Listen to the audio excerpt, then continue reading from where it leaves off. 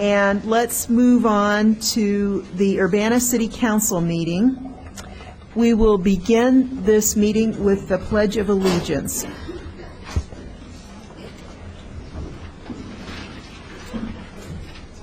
Allegiance to the flag of the United States of America and to the republic for which it stands, one nation, under God, indivisible, with liberty and justice for all.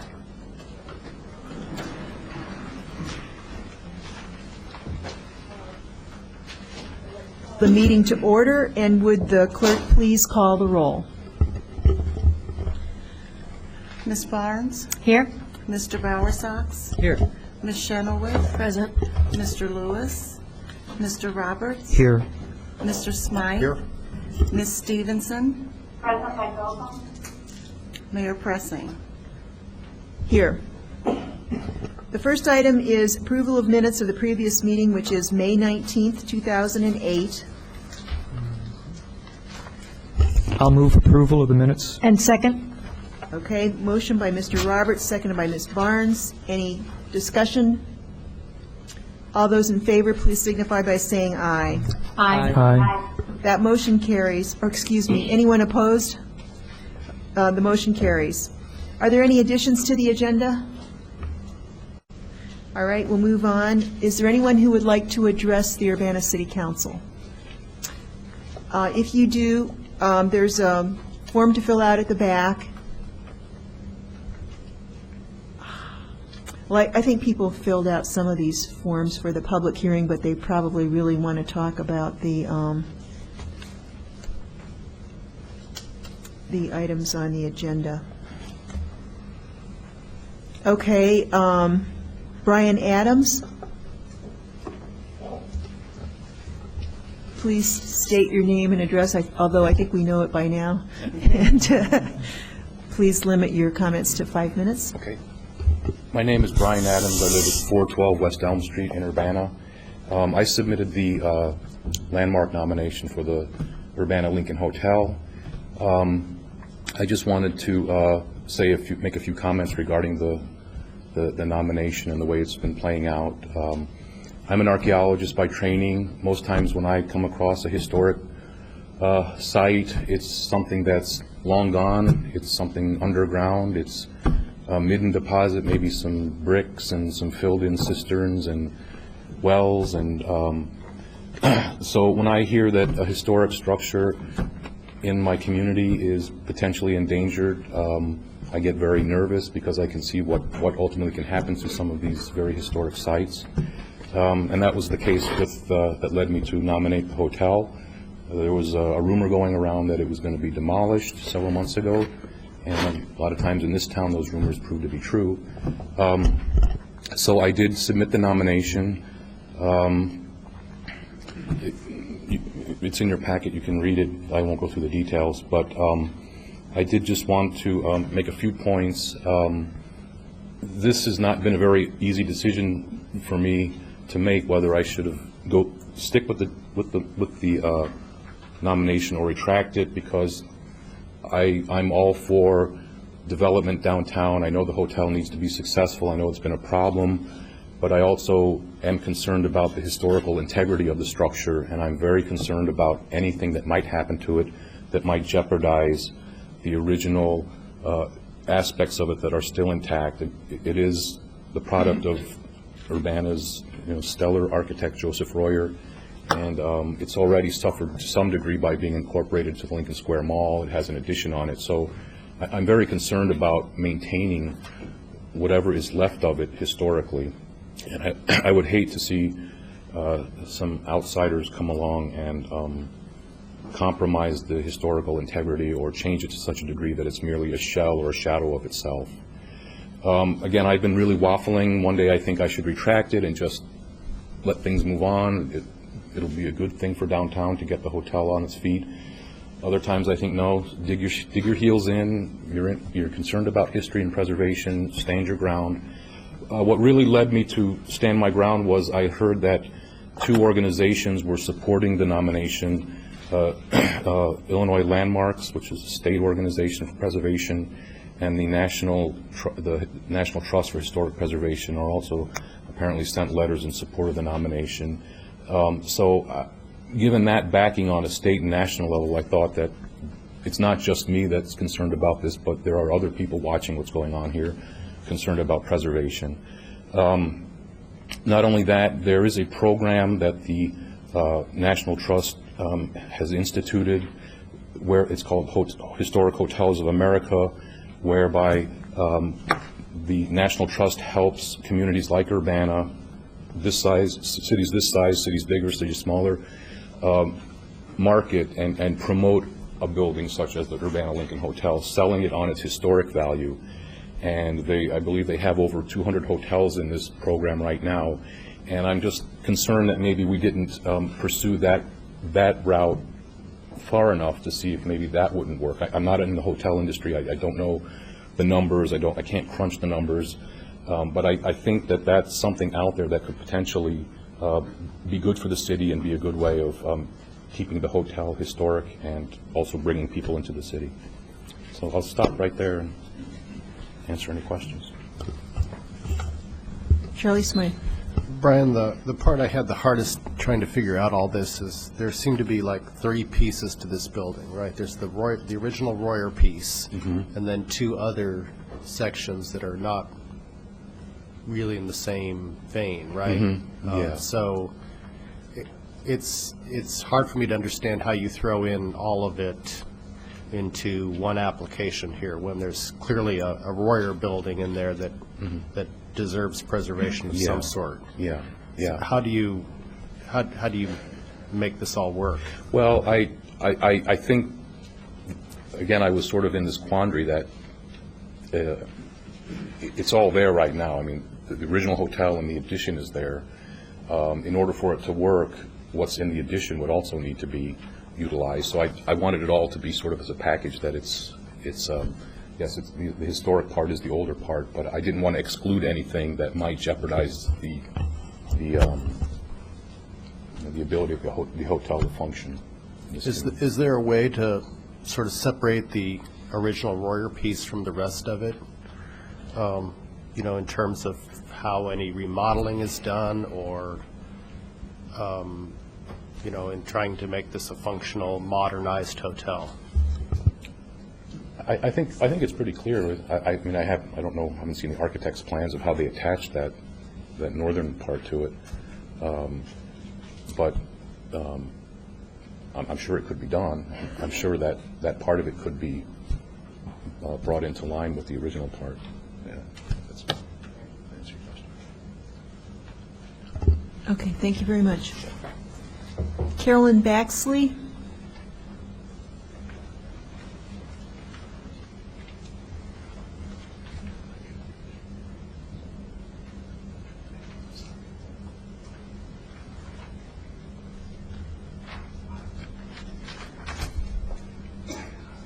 Hi, I'm Carolyn Baxley, 510 West Main in Urbana, and I'm obviously here to encourage you to follow through and landmark the historic Lincoln. A number of reasons why. One of the most important is that the hotel has already run the gauntlet of the reviews that require placement on the National Register of Historic Places.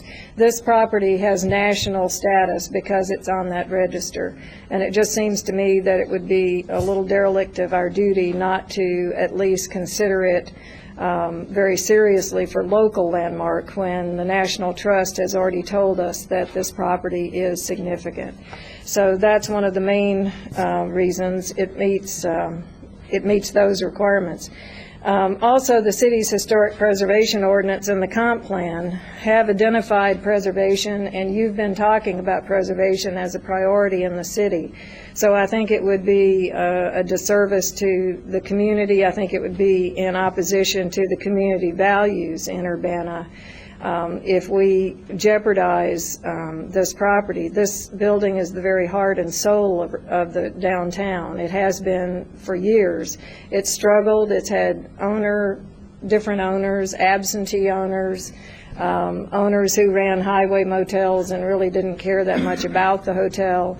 It hasn't really been in very good hands since Jim Jumer owned it, and, you know, it was for a while very successful, I think, under his ownership, and, you know, I recall very distinctly when I first moved here that it seemed to be, anyway, a thriving hotel, and this was without a national brand.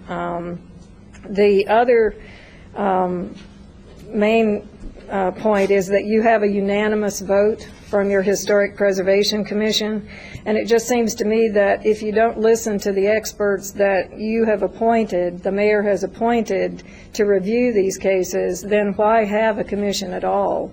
Why have an ordinance at all if you take a building of this significance and you let politics enter into whether or not you landmark it? Either the building is eligible and it meets the criteria, or it doesn't. I realize that that's a simplistic statement. I realize that you have to factor other things in, but I see nothing, I've heard nothing, you know, in the Historic Preservation Commission meeting or you know, in talks with people in the community. I've heard nothing counter that would conflict between a landmark designation and what the owners say they want to do with it. The question is, you know, why, my question to them is, why are they opposed to the landmarking when it seems to me very compatible what they want to do or say they want to do and having the landmark status? So that makes me very troubled.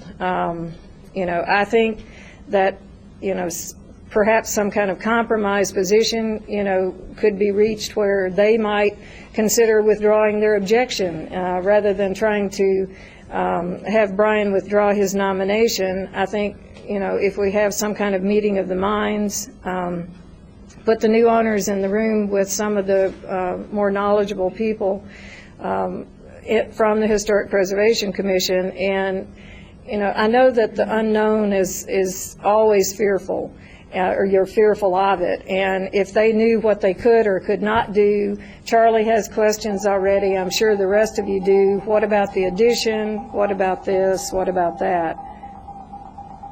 Ooh, it's a spaceship. It's coming. Anyway.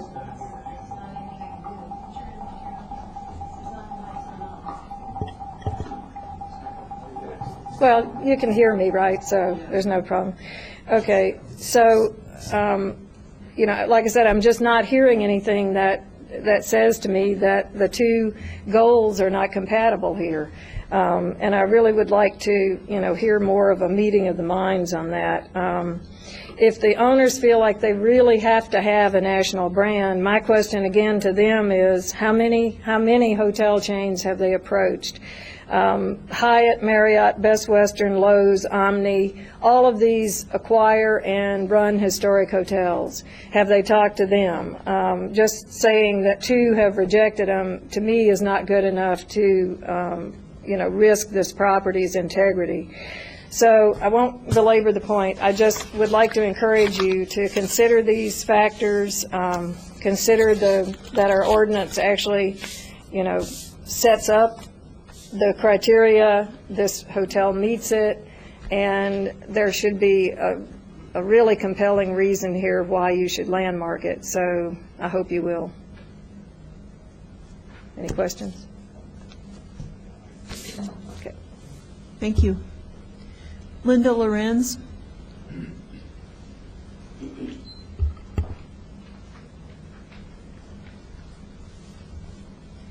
I'm Linda Lorenz. I live at 409 West High, and as you all know, I was born and raised here. I remember the Urbana Lincoln Hotel before it was surrounded by Lincoln Square. And now that we've discovered what fantastic architecture our local architect, Joseph Royer, has done, I'm saddened that we're losing control of that building in some way in terms of its historic significance and its architectural uniqueness. And that they have, as Carolyn said, there is a group that called the Historic Hotels of America, and they specifically deal with landmark and historic places. They do reservations. There are people who like that, and it saddens me that we're losing local control over something which could draw people into our community, a great deal of which has to do with the University of Illinois, if it were managed and understood by somebody that knew the local community, that knew the Joseph Royer stories, that understood the connection to the University of Illinois. And I feel sad to lose that kind of control and that kind of input in for such a special building. Thank you very much. Chris, is it Bertie? Is that correct? Correct. Would you please state your name and address? My name is Chris Birdie, and I live at 411 West Nevada Street in Urbana. I'm an associate professor of art at Parkland College, and I'm also an artist here in the community. I've lived here since the mid-'80s, and I'm going to tell a quick story that relates to Jumers and its significance in terms of people coming here. And I want to say that historic hotels are interesting in, many of the buildings that we're preserving for historic landmark status are ones you walk by, but you don't necessarily interact with. So you admire from the street. But historic hotels are unique in that you can enjoy them for their intrinsic value as you walk by, but you can also pay to go in and experience the interior as well. So you have something unique here. Relating to this, a number of years ago, I had some hoity-toity gallery dealers visit me. I was living in a co-op over on Maple Street with a bunch of other people. And that's right. Yeah, La Casa Grande, yes. And in any event, they came and they just took the whole Urbana experience in, and they could have stayed at other hotels in the area, but they stayed at Jumers. Aesthetically, it was very significant for them. And these people, they've traveled around the world, but there was something about Jumers which was very compelling for them.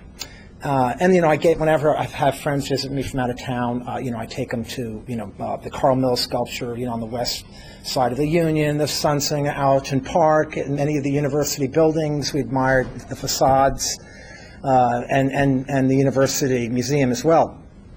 But anyway, they left here, and some years later, we were out to dinner, and they said to me, the things they remember the courthouse, remember the house that you lived in, and they remembered Jumers Hotel. It was very, very interesting in their experience there, the Bavarian motif, but they remembered that, and they remembered the scale and the presence it had in downtown Urbana.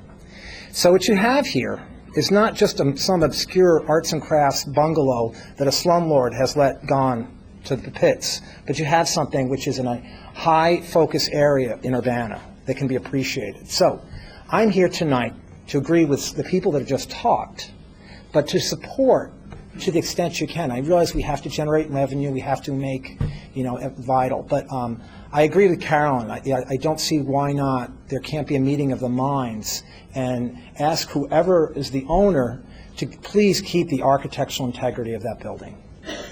Thank you so much. Thank you.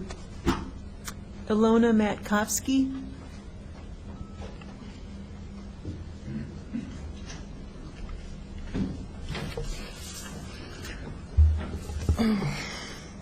Hi, I'm Ilona Matkovsky. I live at 412 West Elm Street, Urbana. I'm here to support the landmark nomination. I would like to make 3 points. The city has announced in several news releases in the past week that it will not support the local historic landmark nomination of the Urbana Lincoln Hotel based on economic reasons. I believe that this stand is based on the current owner's claim that if the hotel is nominated, it cannot be successfully marketed to big chain hotels, and such marketing is necessary for the hotel's economic success. This claim is not borne out by the facts available on various websites. Major hotel chains do market and manage historic hotels successfully, not only in small towns like Urbana, well, not only in large cities, but also in small towns, smaller towns like Urbana. Secondly, the historic Hotels of America, organization by the National Trust, also successfully promotes, markets, and manages historic hotels. It has not been demonstrated to any of us that that the route of the Historic Hotels of America has been investigated by the current owners, which I believe should have been looked at very seriously. The second point I would like to make is that the city is voting on the landmark nomination of the hotel based on economic criteria, which are not part of the criteria for landmarking various buildings. If the city starts voting on landmarking on criteria which are anterior to landmarking, then the whole process of landmarking is compromised, and such action would set a bad precedence.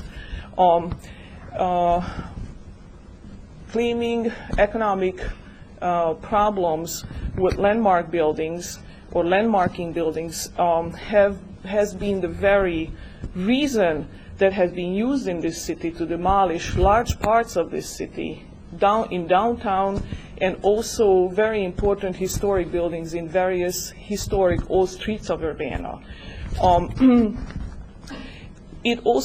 This kind of thinking also sets a dichotomy which is not true. Basically, it says if something is landmarked, the building loses its economic value. It has been demonstrated, and articles have been written on this fact, that this is not at all true. Economic value increases by landmarking because of the uniqueness of the buildings, which is of interest to tourists everywhere. It also suggests that the claim that economic hardship will follow by landmarking also suggests that preservationists are not for the economic well-being of the city. All we care about is to preserve old buildings. We are for economic development.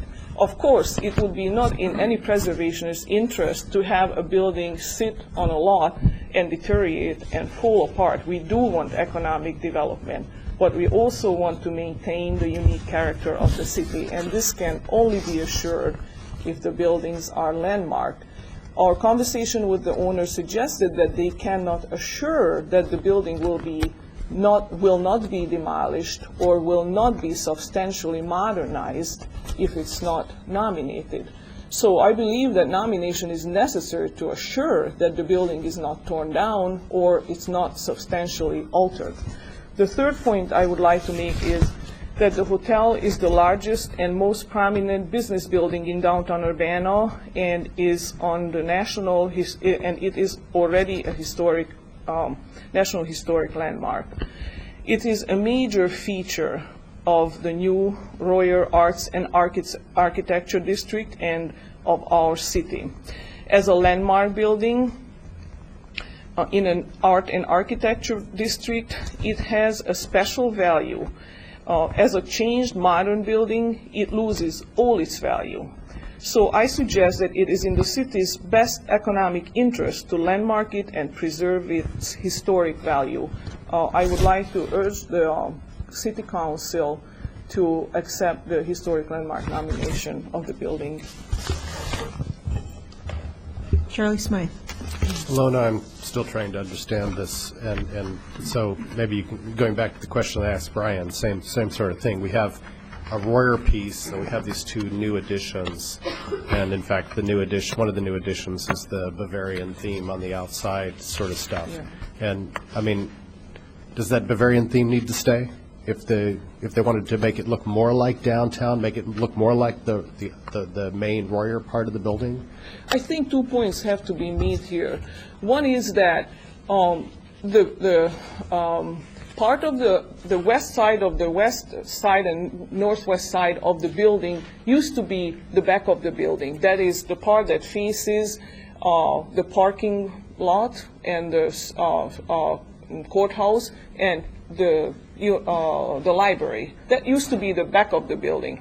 So if we go and tear down what has been added in 1983 by the Jumer family, we will be facing the back of that hotel. So I don't think it's a wonderful site. If you looked at it, the back has basically right now several windows which are glass bricked in or filled with glass brick. It's not something to look at. So that's one consideration, that the addition actually makes the northern and the western and northwestern part of the building look more like a front or more like a nice building. Without it, we are looking at the back side of the building, which is not very nice. The second point that has to be made is, in case of historic buildings, something that features that have been added later to the building very often attain a historic value themselves. So, and it is suggested that such features which attain historic value not be torn down. So I would say that probably we can consider this as a case of that. And the current owner suggests that he would like to, if it is possible to market the building, if he can successfully market it, he would like to change that part of the building to reflect, the new part of the building to reflect the original Royer building, which I think is it's a great idea. And if it comes to that, I think it will have to be submitted to the Historic Preservation Commission for consideration whether such change, preserving the new part and such change would be appropriate and would be for the benefit of the building. So would it be, in your opinion, that there are ways to work towards internal modernization and external uniformity? Yes, I would say so. And a third point, which I just thought of, is the owner's suggestion that the amount of rooms, the number of rooms in that wing, the new wing, is also a beneficial thing for the hotel, and it has other amenities for various uses, which could be for the benefit of the hotel. So I would suggest to keep that and try to provide an exterior for it which matches the original hotel's exterior. Okay, thank you. Thank you. Tom Garza?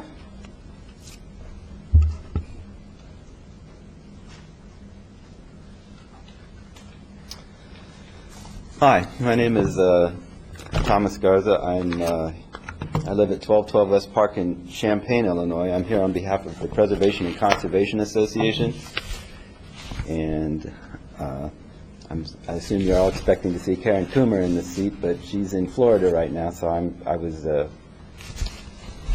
chosen to sit in on her behalf.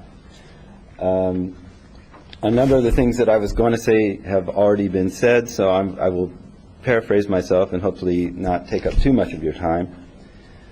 But I think one thing that is important to discuss here, aside from the details of the quality of the building and its worth in being preserved, is the quality of living in a community, and what makes a community someplace that you want to live and spend time in, and what makes it a place you just go to and then leave. And it is the built environment, it's places like this hotel, the old Urbana Lincoln, that make it a nice place to actually live. And I think what a lot of this discussion comes down to is values and the kinds of things you value. The main point seems to be one of money. The developers would like to not be restrained in any way and have a free hand to do whatever they want with it in order to make it easier to sell or whatever. And I think that it's important to remember that there are other qualities aside from what it costs or what it could, what kind of money it could make, that should be kept in mind. And sorry, everyone has already said just about everything I was going to say. So I don't have a lot to add to it, except that Preservation and Conservation Association strongly supports the landmark status of this hotel, and we think that there's no reason in the world why it can't be utilized, fully utilized, and an attraction to Urbana, as it has been in the past, with the landmark status. So, Okay, thank you very much. thank you. Alvin Klein? This is all matters? Beg your pardon? Yeah, whatever you want to talk about. This is an You're item here. later on in the agenda. Well, do you want to just talk right now at public participation? I can, it doesn't Okay. matter. Al Klein, 1611 Beckman, Urbana. I am technically appearing in following up my appearance before the Planning Commission about your zoning case, which is 2070 M08. And my statement there is on the back page and is fine. I came then and I come now, I think, mainly for one reason. I would like to point out perhaps there's a procedural problem in the definition of nearby property or immediate area property. If you'll turn to page 2. What, is that the staff report? Of the staff report. Okay. Which case are you referring to? I'm sorry, Al. 2008 2070 M8. 047. St. Matthew's.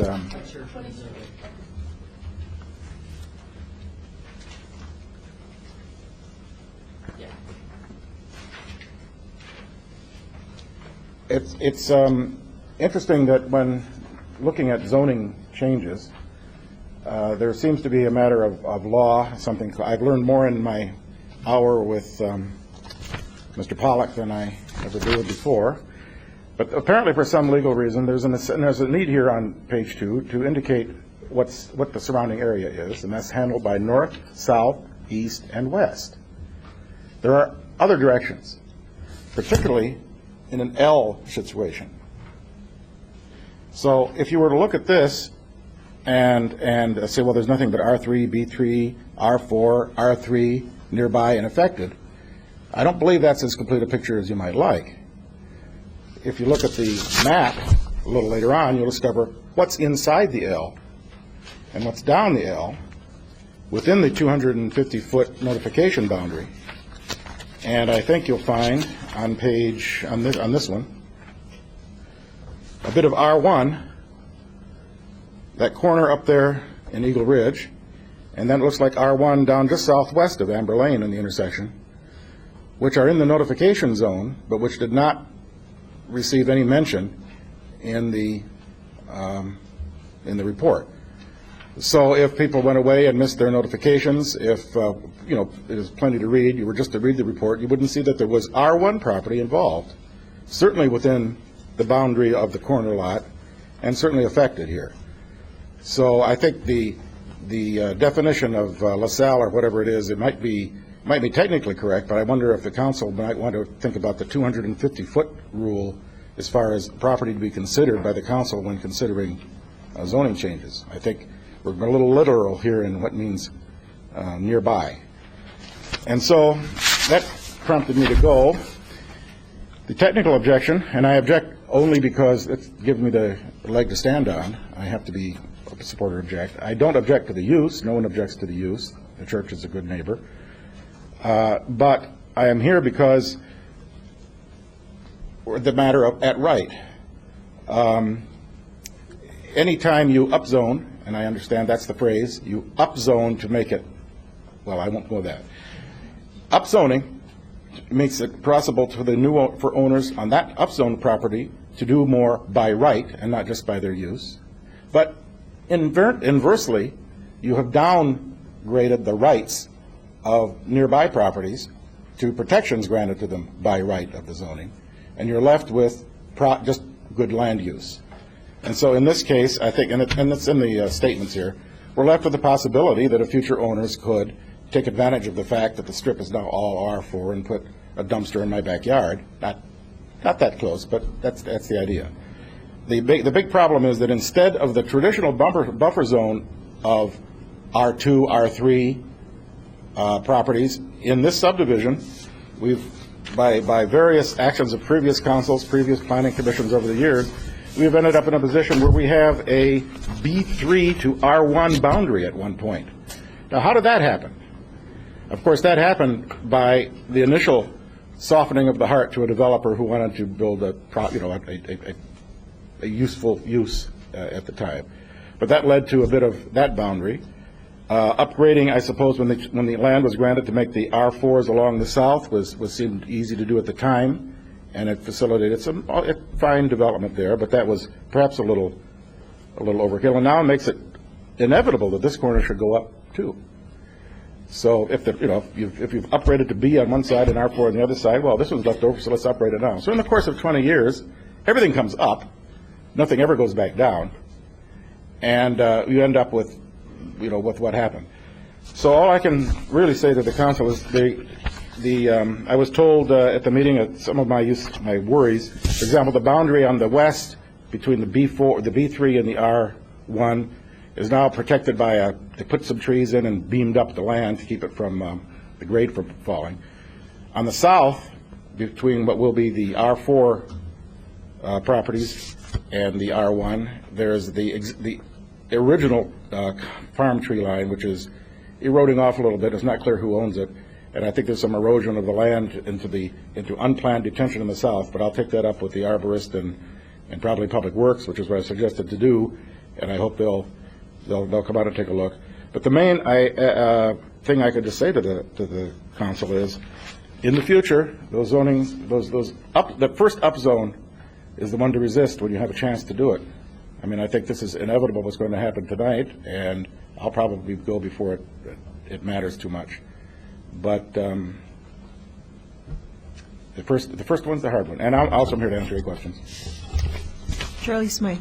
Al, I'm having trouble understanding your objection because Eagle Ridge, the whole subdevelopment happened after the business stuff on Fowler Road was already there. It's my recollection because I was on the council. No, I believe you notice next to Eagle Ridge, immediately west, there are two lots. Yeah, the stuff was built after, the Jerry's IGA used to be there. And that's up front, and you notice that buffer, you notice the R4 in there, right to the east of that R3? Yeah, there's R4 in there. That's right. within the subdivision. Yeah, and that was condos built as our own buffer. Yeah, okay. And so, but the whole strip, I mean, the church is the only thing that's not, I mean, if you look at this, the lot that actually bounds, it's already R4 all the way to the church's boundary. Right. So it's already, I'm having trouble seeing what the problem here is with making the church sort of consistent with everything else here. The problem was years ago. Yeah, well then, when it's the done buffer by was another like, council, it's already done. I mean, how can we undo? I am here for two reasons, Mr. Smith.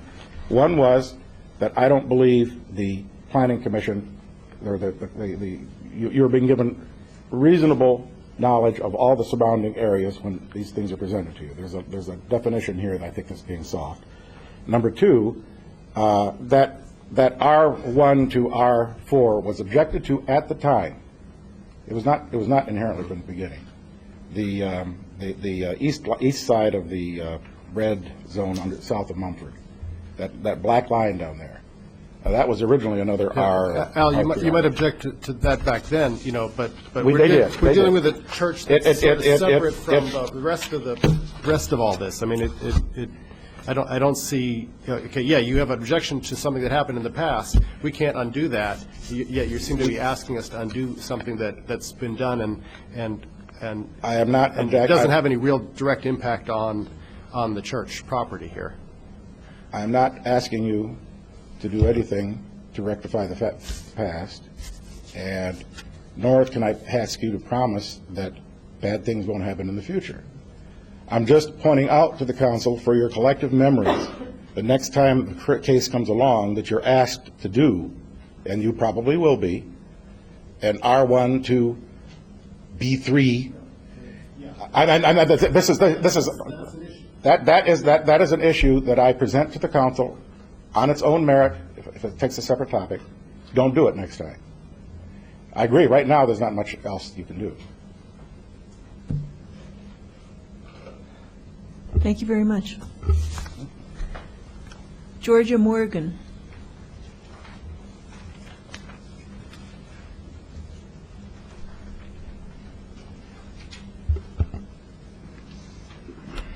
Georgia Morgan, 804 West Nevada in Urbana. I'm here to speak about the landmark status of the Urbana Lincoln Hotel. I will keep my remarks brief. I have stayed at a number of historic hotels. I've stayed at the Lord Jeff in Amherst, Massachusetts. I've stayed at the Frank Lloyd Wright Biltmore in Phoenix. I've stayed at the Sherry Netherlands in Cincinnati, which is an Art Deco temple, if you ever get to go there. And when I was recruited by the University of Illinois in 1970, I stayed at the Urbana Lincoln. It's a unique experience to stay at a historic hotel. A hotel is more than rooms to sleep in. Historic hotels have character. If you want a hotel with a cookie-cutter room that's just like the rooms of that hotel chain in every other city across the globe now, Urbana's already got that. If we lose the historic bits of the Urbana Lincoln, we lose them forever. That's it. Thank you very much. Paul DeBevick is on record in support of the historic Lincoln Hotel nomination, but he does not wish to speak. And Alice Novak, did you want to speak? Yes. Okay. You didn't say whether you're in support or opposition. I didn't But intend to say I think that. I know. I'm just here to make a clarification. Okay, all right. Alice Novak, 601 West Delaware. Regarding a couple of questions that Charlie's been asking, I just wanted to clarify. The Jumer's Hotel is on the National Register of Historic Places, which is different from being a National Historic Landmark.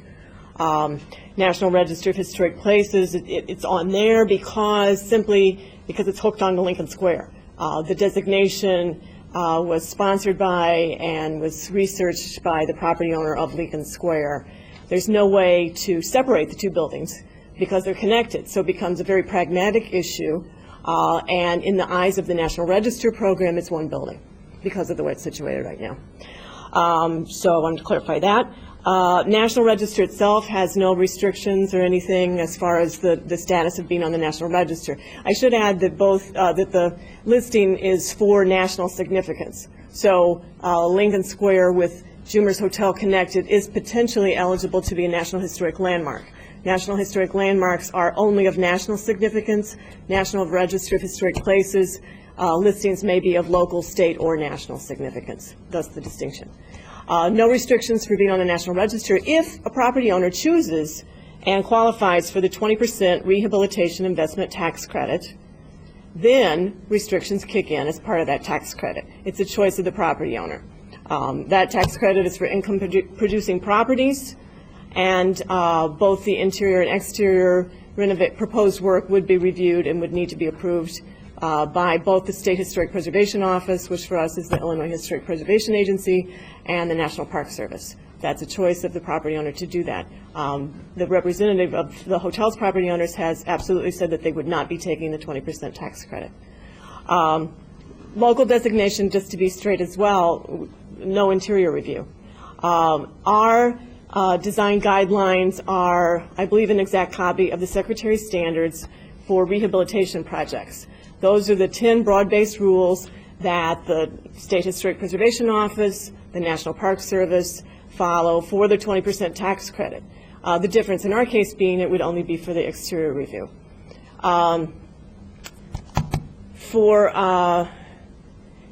Alona had mentioned at least one of the standards, which is it is possible for historic changes to acquire significance and therefore still continue to contribute to a historic building. And that can be the case. In the case of a house that was built in the 1860s, it might have a 1920s porch on it. both the house and the porch addition would be over 50 years old or older, 50 years old being the threshold of what we look at. In the case of the hotel, I checked back on Brian Adams' submission, and the addition was done in 1982 to 1983. Nobody at the State Historic Preservation Office or the National Park Service will consider that a historic addition. Also, my understanding is that there is absolutely nothing of the original interior left, and in the eyes of the National Park Service and the State Historic Preservation Office, I believe their interpretation of the Secretary's standards would be that complete renovation on the interior would be fair game. That's already been done. It was changed in the 1970s or into the 1980s, and so there's nothing, anything, there's a huge window of opportunity for changes, I believe, in using the 20% tax credit as related to the National Register, or frankly, as our design guidelines might be interpreted at the local level. I think it's a practical issue of how do you separate the addition from the rest of the building. I think, you as a council can take away from things that you're presented from the Historic Preservation Commission. In the Historic District, you can change boundaries. I assume that you can change pieces of buildings that are presented to you as well. Thank you. Brandon? Well, maybe that leads into my question, which was, the way you understand Urbana's historic preservation ordinance, is it possible for us to designate the 1924 portion of the building, but not the 1983 portion of the building? Better get a staff opinion on that, but my understanding of the ordinance is that you may make changes to the what's included in an application. You may not add, but you may subtract. And have you seen that kind of thing in other cities where the historic core is preserved? No, I will say that National Register, I have seen changes in the way National Register recently has been interpreting buildings. In the past, usually if we have a building and there's some yucky addition stuck on it, we've had to deal with the whole thing. I have now seen a change in interpretation where an addition on a building is considered non-contributing in addition to the contributing building, even though it's one building. And I had not seen that until recent years, but that sort of thing is being done. Had the hotel been freestanding, that might have been a possible situation had the hotel been individually designated without a mall attached. Okay. My last question is, in the application we read a lot about the Tudor Revival style, but in some of the other documentation we heard more about the German Bavarian. Can you explain what the German Bavarian piece was? Is it just the mural on the new portion when we talk about that influence? Somebody else might need to better clarify that. It is mostly the Jumers edition. Okay. You will not find German Bavarian in an architectural book of architectural styles in the United States. Most of us call it got Jumered, is what we've been saying more recently. It's, yeah, on the oldie London town mural. I believe, I've got pictures here, I think they did a little Jumering to the historic part as well. And I think, to my recollection, this includes Jumer's shutters on the windows. I believe it still has original windows. But there's a little bit of ticky-tacky, Jumery, not quite Tudor Revival things that have been done to the historic building. Okay. Thanks. Dennis Roberts. In recent memory, I think about 4 years ago or 5 years ago, a semi-medieval looking entranceway into the hotel was removed because of damage, and there was also a large porch entry cover that had been damaged by a truck delivery or something, and there was it was damaged enough to require its removal. When those actions were taken, did it require any visiting or preview by the Historic Preservation Commission? At that time, it wasn't proposed for a landmark, but it was in the National Registry, as I would think.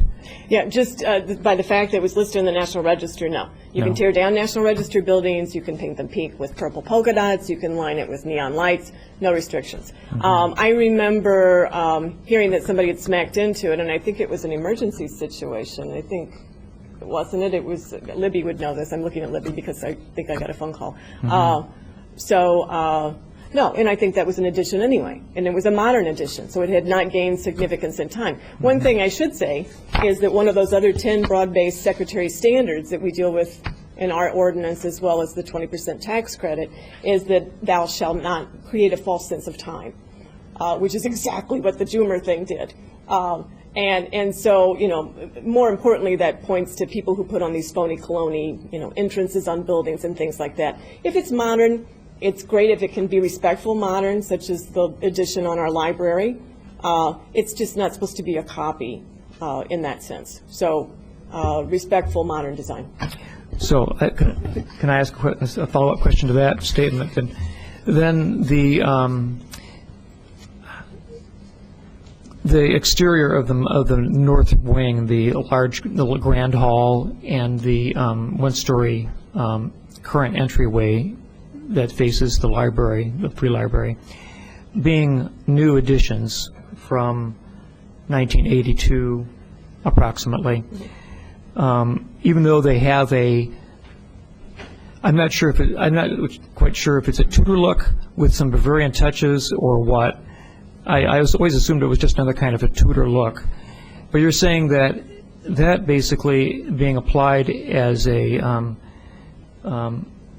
as coating is a kind of Disneyland-esque architecture rather than... I'm not saying that. Okay, I was just... I'm saying that it's less than 50 years old. It's okay. way less than 50 years old. Therefore, in the eyes of the Secretary of Interior standards for rehabilitation, it would not be a significant feature. Not a significant feature. Okay. Charlie Smythe? Well, extending to that, you know, so, I mean, one of the ideas is to remove the Bavarian theme and make it sort of uniformly consistent more to the Royer architecture. Can that be done in a appropriate way? Sure. Okay.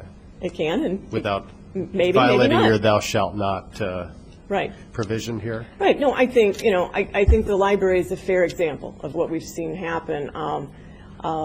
In fact, it might even be a little too close of a copy of the original section, but I think most people can tell we have an addition, you know, simple design rules, you know, trying to look at the materials, look at the pattern of the materials that were used, and, you know, there are modern rules for fire codes and other things that have to be obeyed as well. You can't put in some Tudor-looking door and such. Yeah, but, well, for but the library, we were lucky. We could go get the same granite. I mean, from the same quarry. So, yeah. I mean, so yeah. it's a little So, different. I mean, even, yeah, I think there's a lot of leeway in the design standards and the Secretary's standards in doing that. And I think you can even have a modern addition on something, a modern entrance even, and still be respectful to the historic character of the building. I don't think it has to be neo-Tudor necessarily. I think there are a lot of potential things that can be done. Thank you. Real helpful. Thank you very much. Is there anyone else who'd like to address the council? Okay, we'll move on. I don't believe we have any old business. Reports of standing committees. Danielle Chenoweth. Ordinance number 2008-05-041, an ordinance approving the Champaign-Urbana solid waste disposal annual budget for fiscal year 2008 to 2009. For the Committee of the Whole, I so move. Second. Motion by Chenoweth, second by Barnes. Any discussion? Would the clerk please call the roll? Do we have someone to call the roll here?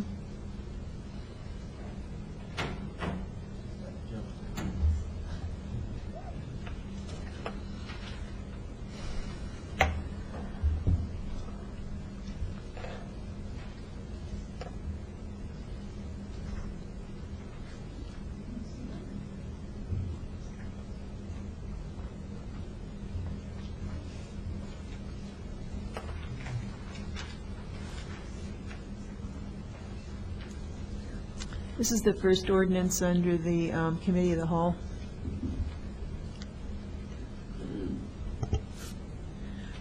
Barnes? Yes. Bowersox? Yes. Chenoweth? Yes. Roberts, Yes. Smythe, Yes. Stevenson. I think I get to vote on this one, right? I get to vote on this one? It's a budget? Yes or no? I should vote. I think I vote on this. Oh, it's the budget, though. I don't get to vote on it? All ordinances. That motion carries. Ms. Chenoweth. Next, we have ordinance number 2008-05-042. That refers to an ordinance approving the execution of a contractual agreement with the Illinois Law Enforcement Alarm System, Ilias Data Processing Services. For the Committee of the Whole, I so move. I second that motion. Motion by Chenoweth, second by Roberts. Any discussion? Would the clerk please call the roll? Yes. Yes. Yes. Roberts, Yes. Smythe, Yes. Stevenson. Okay, that motion carries. Ms. Chenoweth? And last, we have ordinance number 2008-05-043, referring to an ordinance revising the annual budget ordinance regarding Ilias personnel services. For the Committee of the Whole, I so move. I second that motion. Motion by Chenoweth, seconded by Roberts. Would the clerk please call the roll? Barnes, Yes. Bowersox. Yes. Chenoweth, Yes. Roberts, Yes. Smythe, Yes. Stevenson. Mayor Pressing. Yes. That ordinance passes. Okay, I don't think we have any reports from special committees. Any reports of officers? Tom Carino, our Economic Development Director. Yes, every member of council should have received a copy of this electronically. Just to highlight a few items on our monthly economic development report, we have a number of beautification projects happening right now. Wank Associates is finalizing the planning portion of the Boneyard beautification plan. CBA continues to work on the Cunningham Avenue beautification study. We also have SAA working on design for the Philo Road beautification project, a number of apartment building projects happening with construction adjacent to Town and Country Apartments, new planned apartment buildings near Eastland Suites, and staff is working with the development group on the Crystal View Town Home development as well. Generally speaking, we have had a great start to the Market at the Square season. Attendance has been great, vendor participation is great, and some great energy from our new director, Lisa Braltz, for the Market at the Square. If anybody has any specific questions, I'd be happy to answer them at this point.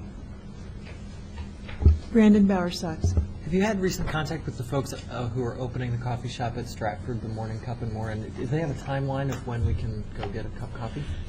I know that Building Safety has been working with them on plan review and inspections. I don't have an exact timeline, and it's been a project that's been slow moving based on a variety of reasons, but it is moving forward, and I will be certain to get you an update on timeline for opening. Thank you very much, Tom.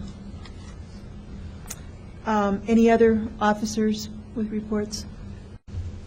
Okay, let's move on to new business, budget presentation and review. First is community development.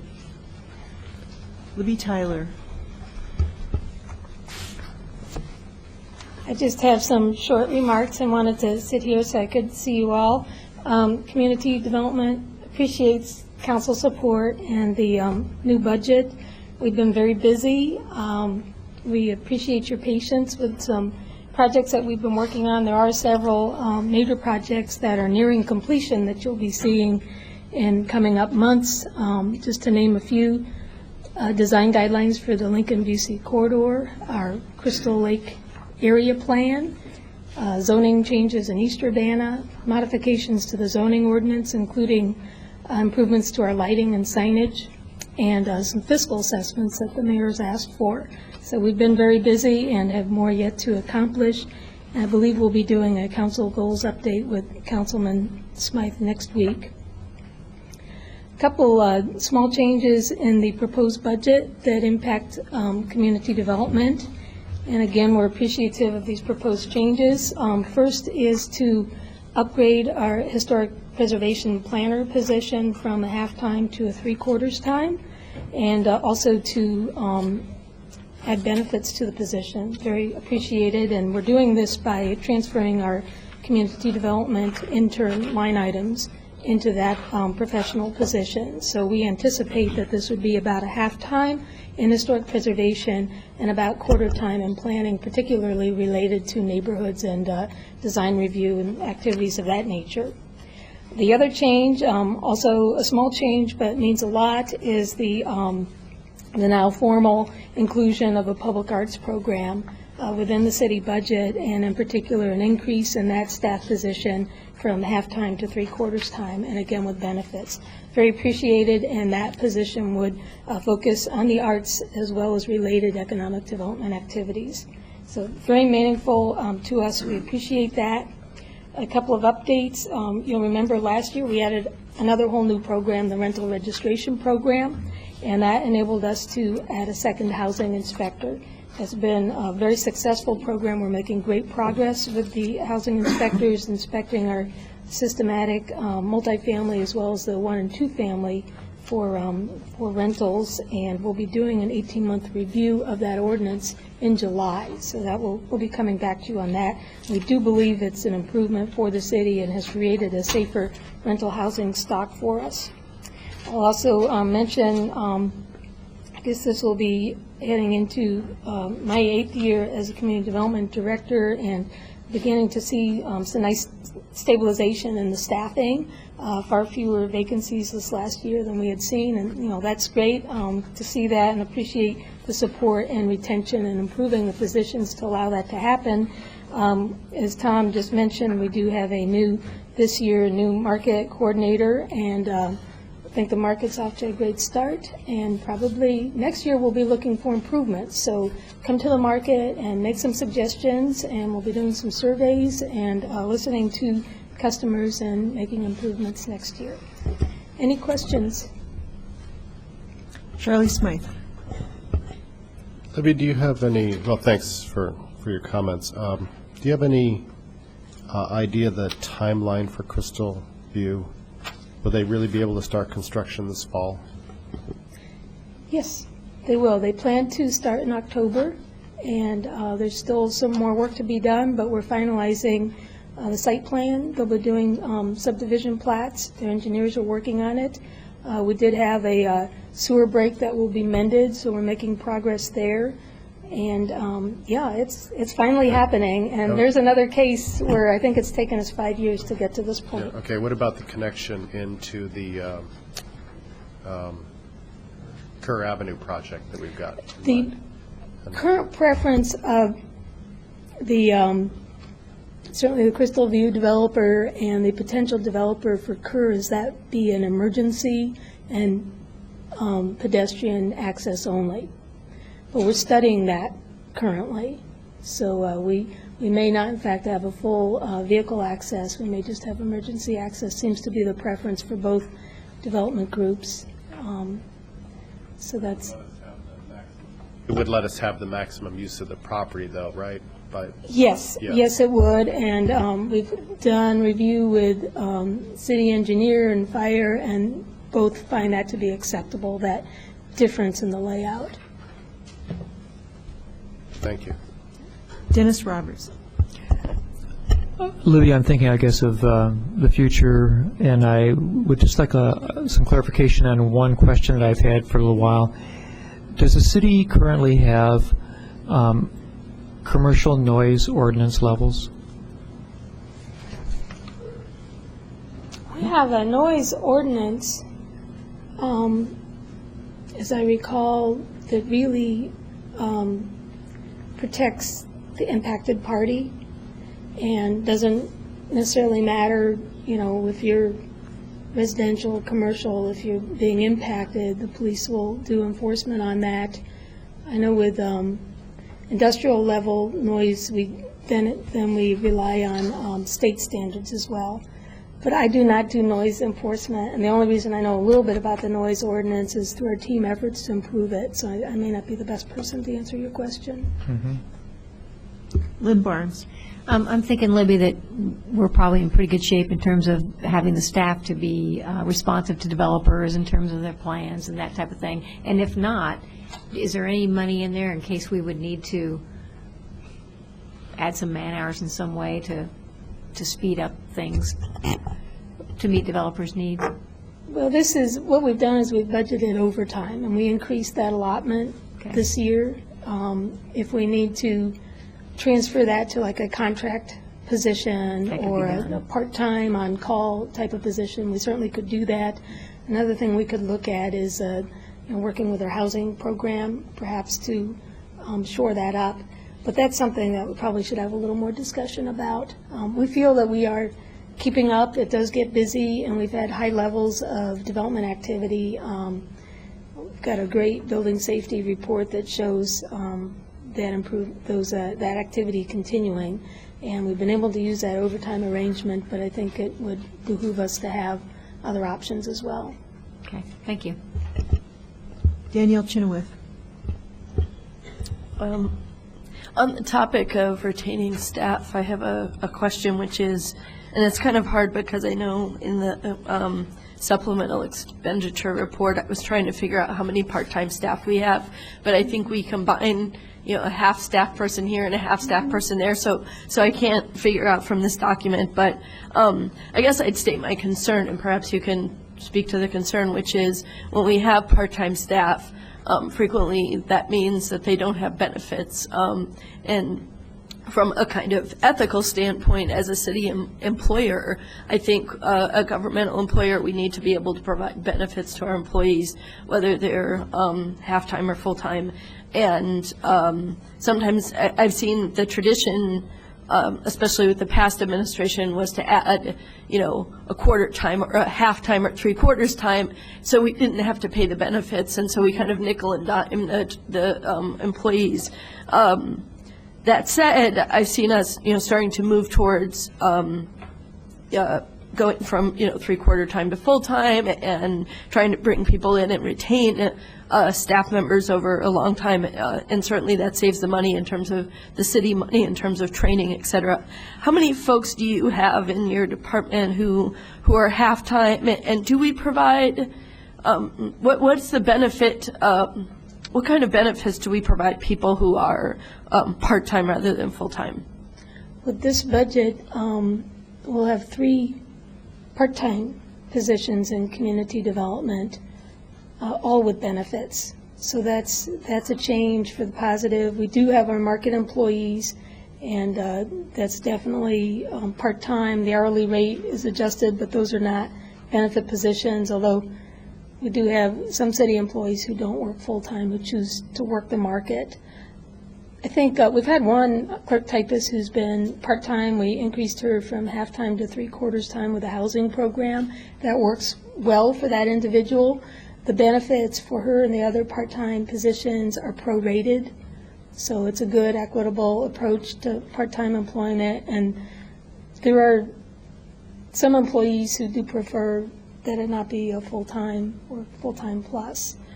So our trade-off this year is that we've lost our intern line items, but we're doing better. We've had a trend of promoting our interns, or they've competed successfully for permanent positions with the city. So that recognizes that, and we've been able to fulfill some of those more instant needs and mapping just by everybody pitching in. So a quick follow-up question. When you say prorated, does it mean, for example, with health benefits, which is probably the most significant piece of benefits, if someone is three-quarter time, are they on the city's plan so that they qualify, whether they have, health ailing problems or pre-existing conditions, they qualify within the group plan, and then the city pays three-quarters of the premium and they pay a quarter? Is that how it works? I think I need Ron to answer that. Okay. I don't know the mechanics of it, so. Okay.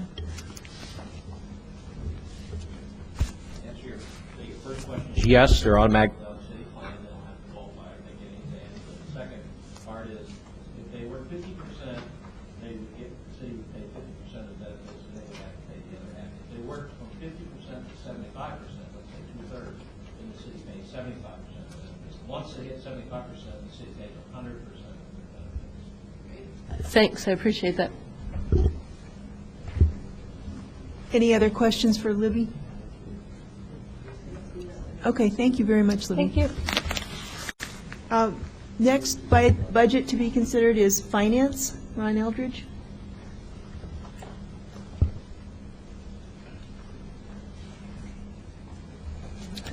I don't really have any comments to make. The budget's the same one it's been last year.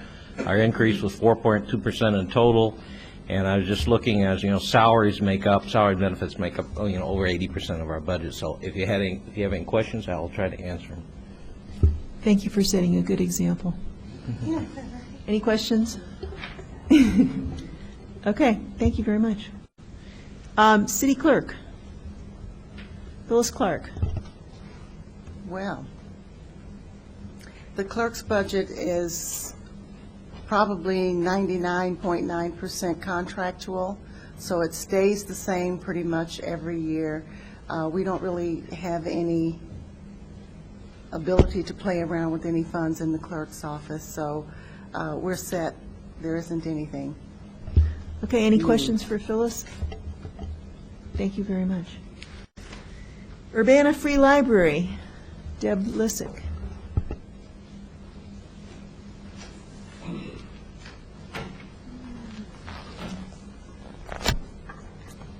Is there a microphone here, or do I don't need one? This is the microphone. Okay. So you can hear me. I will start by just saying, though it's been 3 years since we came into our new building, we're still enjoying it. You see lots of people in it who stay and obviously enjoy the space. The main thing I would draw your attention to is that we are getting our patron survey off the ground this year. It actually went into the mail probably 2 or 3 weeks ago. We don't have any results yet, but we hope to have some direction from the public, answers to lots of questions to help guide some of our future decisions. In the memo I sent that was in your packet, I summarized the things that are included in our budget, the things we reduced when we were trying to fall in line with what the city's goals were for us. And as you'll see, we made some kind of hard choices there, but as the memo explains, we really went in favor of some of the long-term progress on things that you will probably see coming before you for many years. This would be the materials growth for, of library materials for the public use, and some wage and benefit reviews and changes. And both of those things are such long-term items that will take many years to probably correct them slowly in order to not have a big budget impact. So I spent more of the time in the memo probably explaining those things, because you will see those as continuing needs over the next few years. And we went that route in favor of maybe some of the more individual, might have wanted this position or this year to make progress and not to sacrifice. Like, those have been such long-term things we've been putting off. So if you have any questions. Any questions on the library budget? Danielle.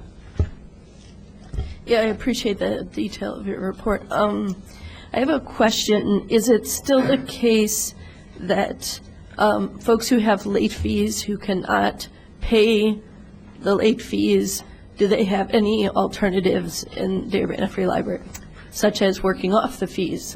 Okay. I knew you were going to ask me this.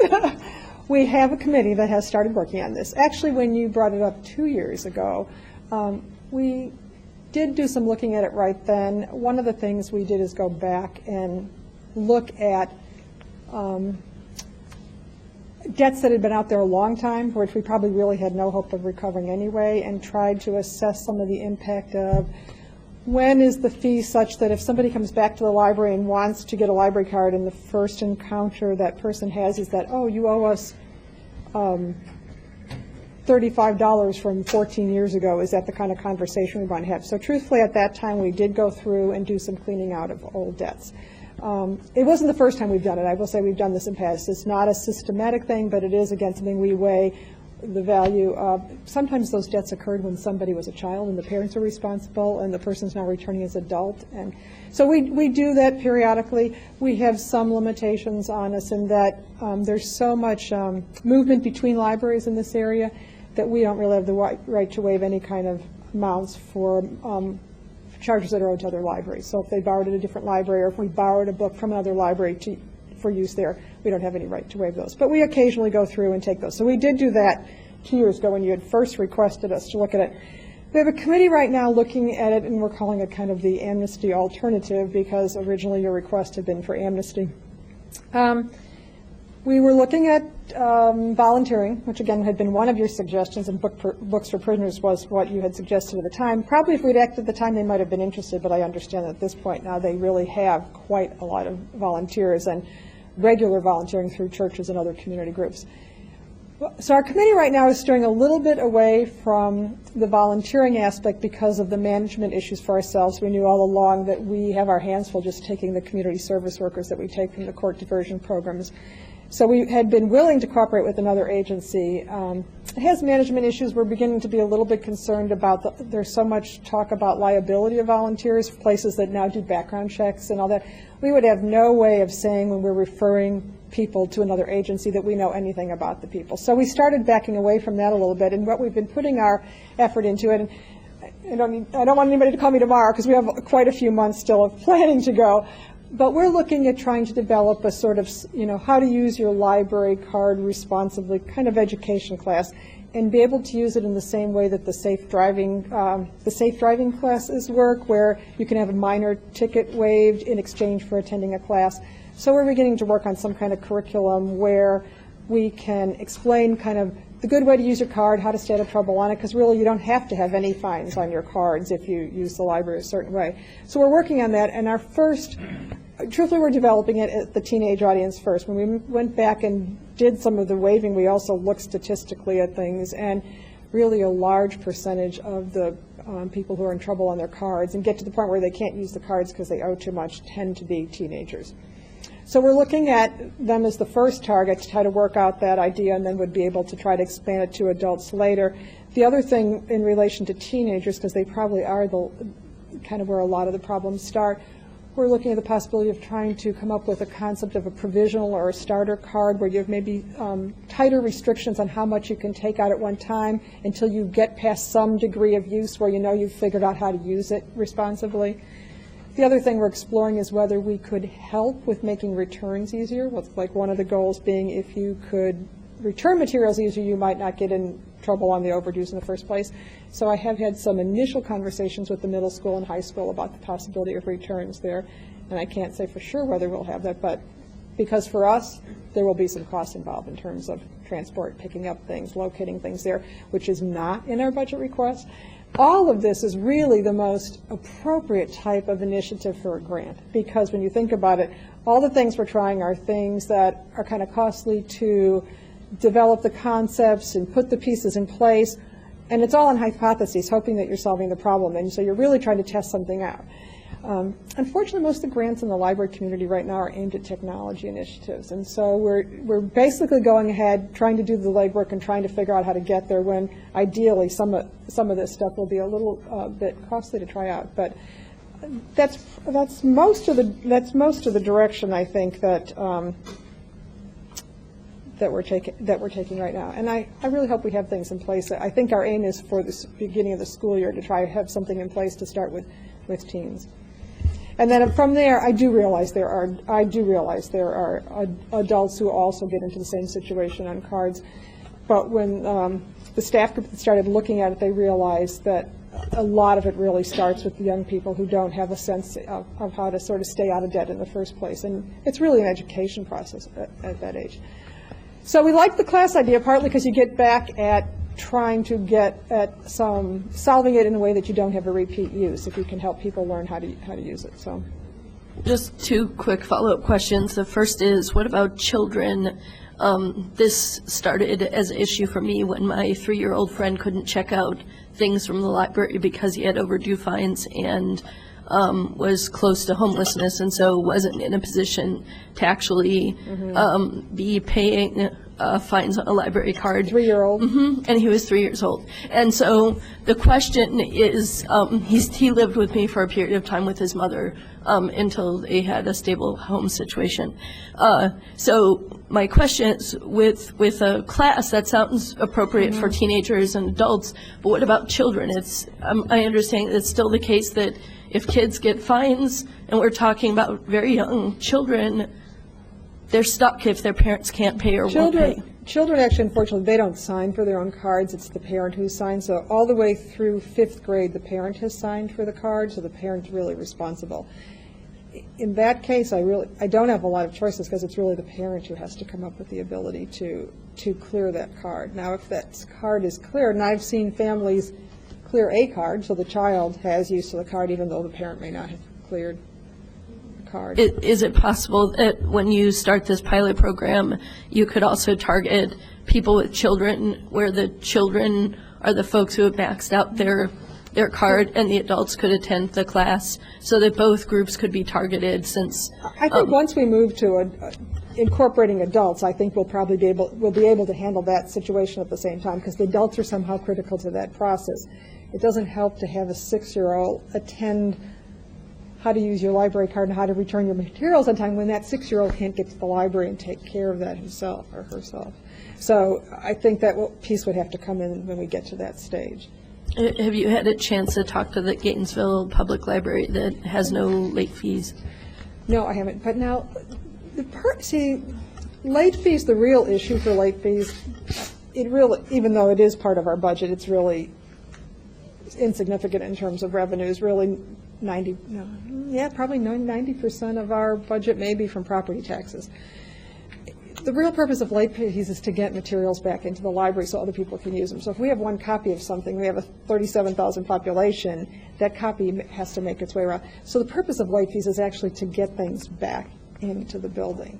So my question is, how does Gainesville deal with the fact that it has a collection just like we have a collection, and they have issues with getting things returned? So I'd like for the Urbana Free Library to look into the Gainesville policy and find out about that. And I guess I just want to reiterate, and this is more to the public because I've spoken to you and the board about this on repeated occasions, is I really firmly believe that it's a barrier to literacy in our community to not allow people who are financially unable to pay off late fees to not have access to checking out library books. And I think that people who are low-income folks, some are very organized, other people have a lot of crises that they're dealing with. That's part of the situation that they're in. And as a result, it's not a situation where they can just figure out how to be an organized person. It's not that easy. It's all kinds of things slip through the cracks. So the second person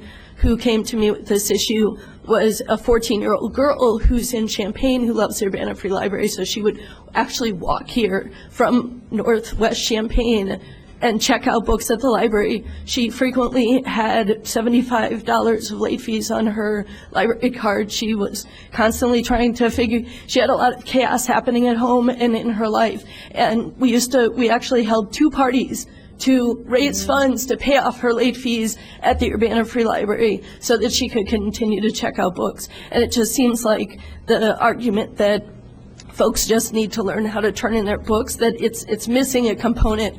There will be cases where it's simply, people are moving around, there's chaos in their lives, they're not able to get the library book back in time, and then they have other kinds of debts which simply are more significant, or other kinds of needs that are more significant. So I feel strongly that if we're going to be a progressive community, we absolutely have to provide people with an alternative in some way other than paying off the fee if they are in a situation where they can't pay that off. And I especially am alarmed that children and teenagers can't have access to the library to check things out if they have late fees and can't pay them back. Dennis Roberts. Perhaps one way of addressing Danielle's problem and still maintaining the necessary fee structure of the library would be to investigate having a room in some location or a corner where there's a free book exchange where one does not require, books are not required to be checked out, but are merely stocked. And I know that there's many donations made to the Free Library by citizens of this community for the sale of books which are not really intended to go into the collection, but are still of value to people who like to read.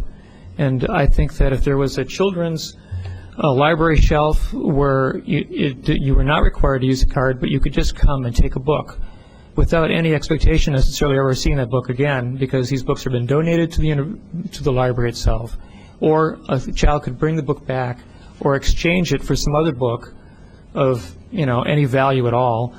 There might be a way of handling the question of readable material accessibility without incurring, a study or, a difficult program analysis. Although I think you should still go ahead and follow Danielle's suggestions. There may be alternatives and, through creative thinking that could address something as important as children reading books that are easily available to them. Okay. Anyone else? Thank you very much, Deb. Next, ordinance number 2008-06-046, an ordinance approving a final subdivision plat for the Wisley Inn Super 8 Motel, first subdivision. Robert Myers. Hi, the petitioner for this case is Khalid Hussein. He's requesting approval of a final plat for the Wisley Inn Super 8 Motel subdivision. Again, this is the final plat. The Plan Commission's already approved the preliminary plat, and if no additional waivers are being requested, they can that body can approve the preliminary plat, and then if the final plat is conformance with the preliminary plat, this body can approve the final plat, which is before you tonight. Is 2 lots located at the southeast corner of the intersection of I-74 and North Lincoln Avenue. One of the lots is currently occupied by Motel 8, and city staff is recommending approval with the condition outlined in the staff report, which is essentially that their final plans comply with that the drainage plan, engineering plans, and specifications be approved by the city engineer. So moved. Second. Motion by Barnes, seconded by Chenoweth. Any discussion? Mr. Bowersox. Quick question for you, Robert. It sounds like there's a lot of work to be done extending the road, the sewer, the manhole issue, the water piece. Are all the legal arrangements for getting those done in the city, making sure the sewers and everything are done properly in place? Yes. Okay. And have you all seen a site plan a little more? The plat really doesn't show us kind of where the parking lot trees are, or where the sidewalks that go up to the door are, or really much about the site plan. I couldn't even quite understand where Kenyon Road fits the Wisley Inn lot. But have you all reviewed that, and do you feel like the site plan is satisfactory? We've reviewed some preliminary site plans at this point, and the final plat typically does not show any buildings or any sort of improvements. It shows the lot boundaries and then the underground public improvements in the streets and the utilities. It typically doesn't show where buildings are going to be, how they're going to fit, or it doesn't show trees as well. Dennis Roberts. I saw the plot and I saw the road structure. Is this building, the Wesley Inn, going to be owned by the same people who own the Motel 6 or Motel 8? Are these the same owners, and they're just developing the other part of the property? I'm not sure if it will be the same owners or not. And actually, my understanding is a hotel is proposed on this new lot next door, but it may or may not materialize. They're planning to construct a new hotel there. It's not an addendum. It's be a separate. It's going to be a separate, a different offering by the same property owner. I don't know if it's the same property owner, actually. Do we know who the property owner is? Well, the petitioner for the plat is Khalid Hussein. Okay. But I don't know who the proposed owner is going to be of the new motel. Is there any problem with the, it being adjacent to the Urbana Garden Family Restaurant? Is it, the position of the Urbana Garden Family Restaurant isn't all that clear in comparison to the position of the proposed Wesley Inn? Is there going to, looks like there's a driveway between them, but I don't know if it's also, there's going to be parking that separates those buildings. And I'm just curious, I think. Right. Well, I do recall that Lot 12, which would be the new motel, they're going to take access from Kenyon Road, which is the frontage road that connects into Killarney. Yeah. So anyone who wants to go to the new motel, it would have visibility, but they would need to drive on Killarney Street and then take Kenyon Road from Killarney and basically kind of circle back. And Kenyon Road was a state route, or not route, that's not the proper word, but state roadway, and then it was turned over to the city of Urbana, actually. So we're responsible for maintenance of Kenyon Road currently, the frontage road.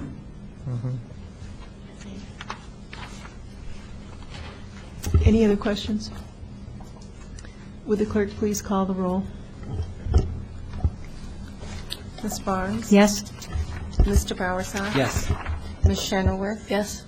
Mr. Roberts? Yes. Mr. Smythe? Yes. That motion carries.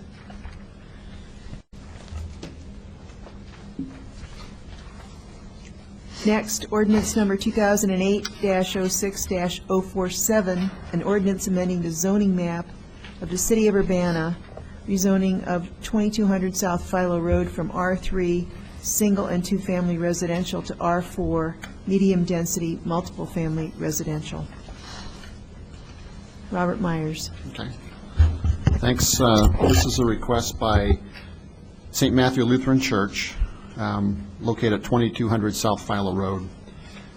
They've submitted a petition to rezone about 6.5 acres of property that the church is currently located on from R3 to R4. And that would entail rezoning from single and two-family residential, so it would allow single-family homes and duplexes by right, to R4 zoning would allow apartments by right, but also would allow single-family and duplexes as well.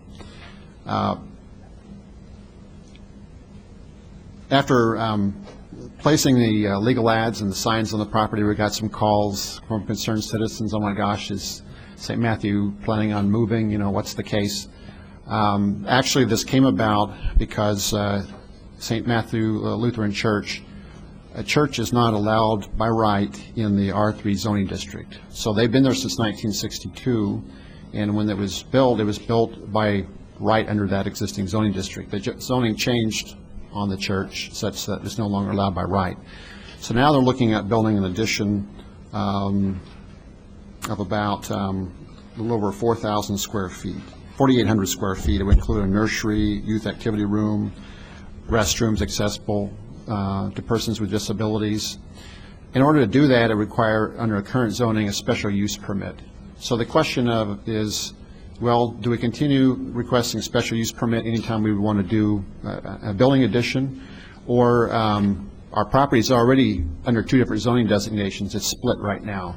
So what about the possibility of rezoning a portion the church is on so that we're all under one zoning jurisdiction? And so that's the request they're making to R4 zoning district. At the Plan Commission hearing, the Plan Commission recommended approval, and the vote was nearly unanimous, one abstention. The city staff is also recommending for approval as well. Ms. Barnes. They are a good neighbor. I'm pleased to hear them expanding on this property, and I'd like to move this forward to council for approval. This is the council. Oh, that's right. Let's go. I approve. All right, and I'll second that motion. Okay, motion by Barnes, seconded by Roberts. Any other discussion? Mr. Bowersox. Yeah, I just briefly wanted to say something that, I appreciate the neighbors who came out and the concern that someday this could be apartments, whereas with the current zoning, it wouldn't. But I really think when you look at the surrounding zoning, the fact that there's already R4 and B3 means that really this is a reasonable transition. And I think Charlie's point was right, that if there was some injustice done in the zoning, it was in prior times when we didn't have an adequate transition and buffer area. So we do have to always be really careful with upzoning, and we should in the future. In this case, I would just ask that the city arborist and Public Works, I assume that Mr. Klein and maybe other neighbors too will be asking some about the drainage, some about that tree line and who owns the tree line or how do we maintain it. Screening is important, and this city always works hard to make sure that commercial development and abutting residential development can fit together compatibly. So I would just ask city staff to respond to those questions and try to make sure we can have some smooth transition and that the neighbors can play well nicely together. But I think the concern about apartments is not a pressing concern. I think the fact that the church is investing in the property means that in the likely future there's not really the chance of the church going away and becoming some apartment building or something. They're expanding as a church, and I think they'll be there for time to come. So I support it. Anyone else? Mr. Roberts. I would just like to say that you never know what's going to happen next. I don't not support this proposal, but there have been churches here in town who have built new additions and then have been offered substantially more money to relocate so that the suddenly more valuable property can be made available to other kinds of construction. So I'm just suggesting that, yeah, it does sound totally reasonable to combine the zoning of the front lot to the rest of the property the church owns. But funny things can happen as development increases along certain corridors, and Fowler Road is certainly one that should bear watching in the future. If there are no further comments or questions, would the clerk please call the roll? Ms. Barnes? Yes. Mr. Bowersox? Yes. Ms. Chenoweth? Yes.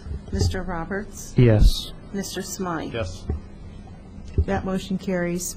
Next is ordinance number 2008-06-049, an ordinance approving a major variance to allow the construction of a garage, reducing the required front yard setback in the R2 single-family residential zoning district at 102 West Pennsylvania Avenue. Robert Myers. Oh, Rebecca Bird. The case before you is a request by Mark and Fran Ansel for a major variance to reduce the required front yard setback to allow for the construction of a garage at 102 West Pennsylvania Avenue on the northwest corner of Pennsylvania Avenue and Broadway Avenue. The Ansels want to replace their existing deteriorated garage and yet protect a significant bald cypress tree. The bald cypress tree is nearly 7 feet in diameter and 16 feet in circumference, and it's located just 3 feet from the existing garage. The proposed location for the new garage would minimize damage to the tree, and there's more information about that in the staff memo. The city arborist has determined that this tree is significant to the neighborhood and the community, and that the city is justified in facilitating the protection of this tree. The location of the tree and the current driveway are practical difficulties in locating a new garage on this lot. The reduced front yard setback will not cause a nuisance to adjacent properties. The reduction of the required front yard to an additional 6 feet will not impact adjacent properties due to the often reduced setbacks in the area, the fact that Broadway Avenue has an inordinately wide right-of-way of 82.5 feet, and that the garage will have an actual setback of 25.75 feet from the curb. Additionally, the requested variance represents the minimum deviation from the zoning ordinance to protect the tree and allow the petitioners to build a new garage. The petition meets all of the criteria for a variance. The Zoning Board of Appeals voted unanimously to recommend approval of this major variance with 3 conditions. Your options this evening are to approve the variance with conditions, or to deny the variance. And the recommendation, based on the analysis and findings presented in the memo, the Zoning Board of Appeals and staff recommend that the City Council approve the proposed variance with the following conditions. The first one is that the garage shall be constructed in general conformance to the site plan layout submitted as part of the application. The second is that the existing garage foundation shall be reused and incorporated into the new foundation, and that's in part to minimize the damage to the tree. And three, that the petitioners shall work with their professional arborist or with the city arborist to ensure that damage to the tree is minimized. And I believe Mark Ansel is here this evening if you have any questions of him as well. Lynn Barnes. I'd like to move approval with conditions as stated by our staff member. Second. Second. Okay, motion by Ms. Barnes, second by Mr. Bowersox. Any further discussion? Ms. Chenoweth. Just a quick question. Does this mean that the garage and the fence it would be flush with are right up against the sidewalk? There is no sidewalk. There's no On that side, sidewalk? There isn't a sidewalk. Okay. Brandon Bowersox. Briefly, it's an amazing tree, and regardless of the tree, the variance is, specific and well justified, so I encourage people to support it. Thank you. Would the clerk please call the roll? Ms. Barnes? Yes? Mr. Bowersox? Yes. Ms. Chenoweth? Yes. Mr. Roberts? Yes. Mr. Smythe? Yes. That motion carries. Next is ordinance number 2008-06-050, an ordinance designating a historic landmark, 209 South Broadway Avenue, the Urbana Lincoln Hotel. Rebecca Byrd. This case is an application by Brian Adams to designate the property at 209 South Broadway Avenue, referred to as the Urbana Lincoln Hotel, as a local historic landmark. On April 2nd, the Historic Preservation Commission made a preliminary determination that the Urbana Lincoln Hotel qualified for designation as a local landmark under criteria A, B, C, D, and E of the Urbana zoning ordinance. Following the preliminary determination, the property owner, Global Hotel Management, filed a registered preference against designation. Due to the registered preference, the City Council will require a 2/3 majority of all alderpersons holding office to approve the application. On May 7th, the Historic Preservation Commission held a public hearing on the application and voted unanimously to recommend designation to the Urbana City Council based on the following. Number one, the Urbana Lincoln Hotel was constructed in 1923 in the Tudor Revival architectural style. Number two, the Urbana Lincoln Hotel has significant value as part of the architectural, civic, cultural, economic, political, and social heritage of the community. The hotel has been a downtown landmark since its opening in 1924. Additionally, the building is listed in the National Register of Historic Places based on its architectural and commercial significance. Being such a prominent building in the heart of the city, it has been considered architecturally significant throughout its history. Number three, the Urbana Lincoln Hotel is associated with important people in national, state, and local history. The hotel was designed by Joseph W. Royer, a prominent local architect, and the hotel also has a symbolic link to Abraham Lincoln's tenure as a lawyer in Urbana. Number four, the Urbana Lincoln Hotel is representative of the distinguishing characteristics of the Tudor Revival architectural style, inherently valuable for the study of a period, style, craftsmanship, and method of construction, and retains sufficient integrity to well convey a sense of time and place. Number five, the Urbana Lincoln Hotel is a notable work of a master architect whose individual genius has influenced the area. The hotel was designed by Joseph Royer, Urbana's most prominent architect. Local buildings designed by Royer include the Champaign County Courthouse, the Urbana High School, the Urbana Free Library, and the Post Office. The City of Urbana recently created the Joseph W. Royer Arts and Architecture District to commemorate Royer's historic and architectural heritage. Moreover, two of the city's historic landmarks are Royer buildings, and the city has a Royer Historic District. And number six, the Urbana Lincoln Hotel is an identifiable and familiar visual feature in the community, owing to its physical characteristics and its unique location in the heart of downtown Urbana.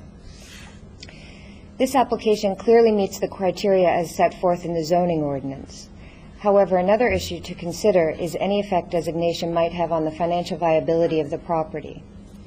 A representative of the property owner is here this evening and can give you further information about that. Your options this evening are to approve the application or deny the application. The Historic Preservation Commission recommends that the City Council approve the application.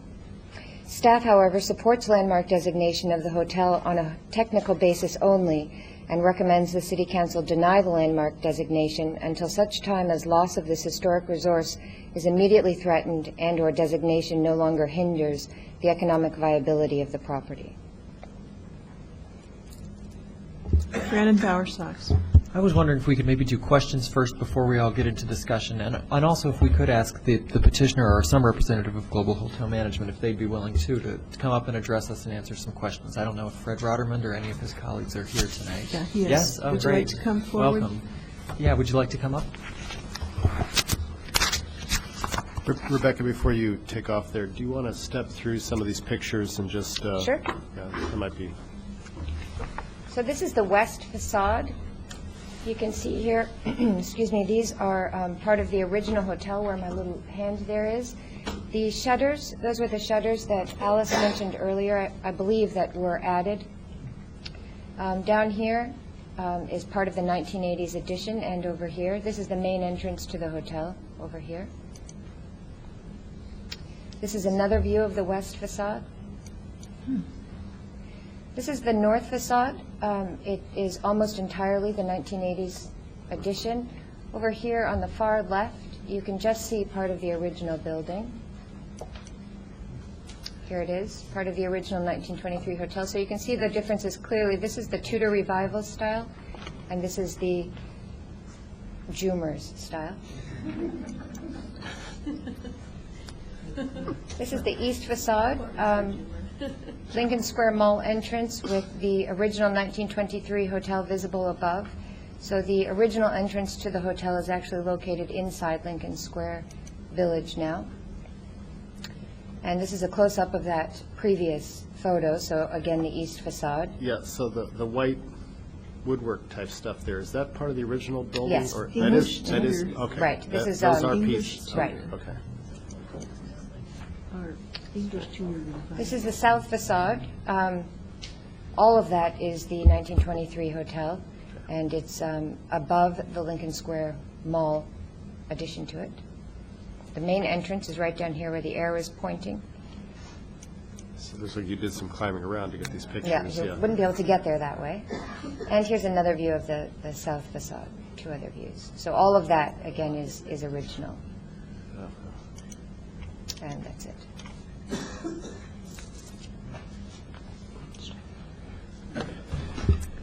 Brandon Bowersox.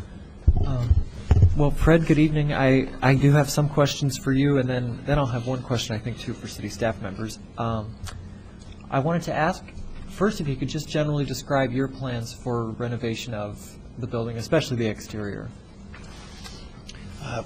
The exterior is not clear yet. It is still under our architect's review. Our intentions is to reverse what Mr. Jumer did, and that is he tried to add his German Bavarian style into the Royer design to try to integrate his building.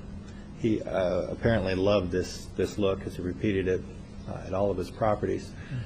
We want to reverse that and try to bring the original 24 design into the addition. Okay. And some hotels, when I see them get remade around here, end up being completely wrapped, where some new covering goes over the brick, and you end up, the windows get changed out, the trim is gone, the shutters are gone, the brickwork is covered up.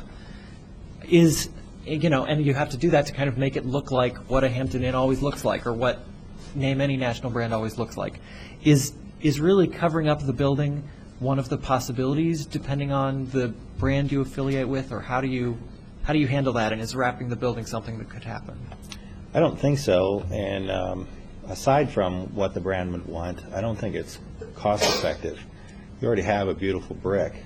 Why cover that up? That's going to cost us more. We're not going to get the value for the investment, the additional investment over what we already want to spend. And the brands you're planning to work with, do they Do any of those brands include some of the ones that have been provided, like Hampton, Westin, Hyatt, Marriott, Hilton, Omni, or some of the brands I saw that have Historic Hotel of America relationships or that operate historic properties? Are there any particular brands that your company is, has an ongoing working relationship with, and do any of those partners of yours have historic properties or, have the understanding of how to kind of run those niche hotels? Wow, that's a mouthful. We do have affiliations with most or all of those brands. Okay. Every one of those brands has a market segment, a sector. For instance, Hampton Inn is limited service, which does not apply to this full-service facility, so it's not even a possibility. Okay. We're looking for a full-service hotel that has a strong market position for meeting space, because there's significant meeting space at this property. So you start narrowing the field very quickly. We are looking for an upscale brand, because we believe this is an upscale facility.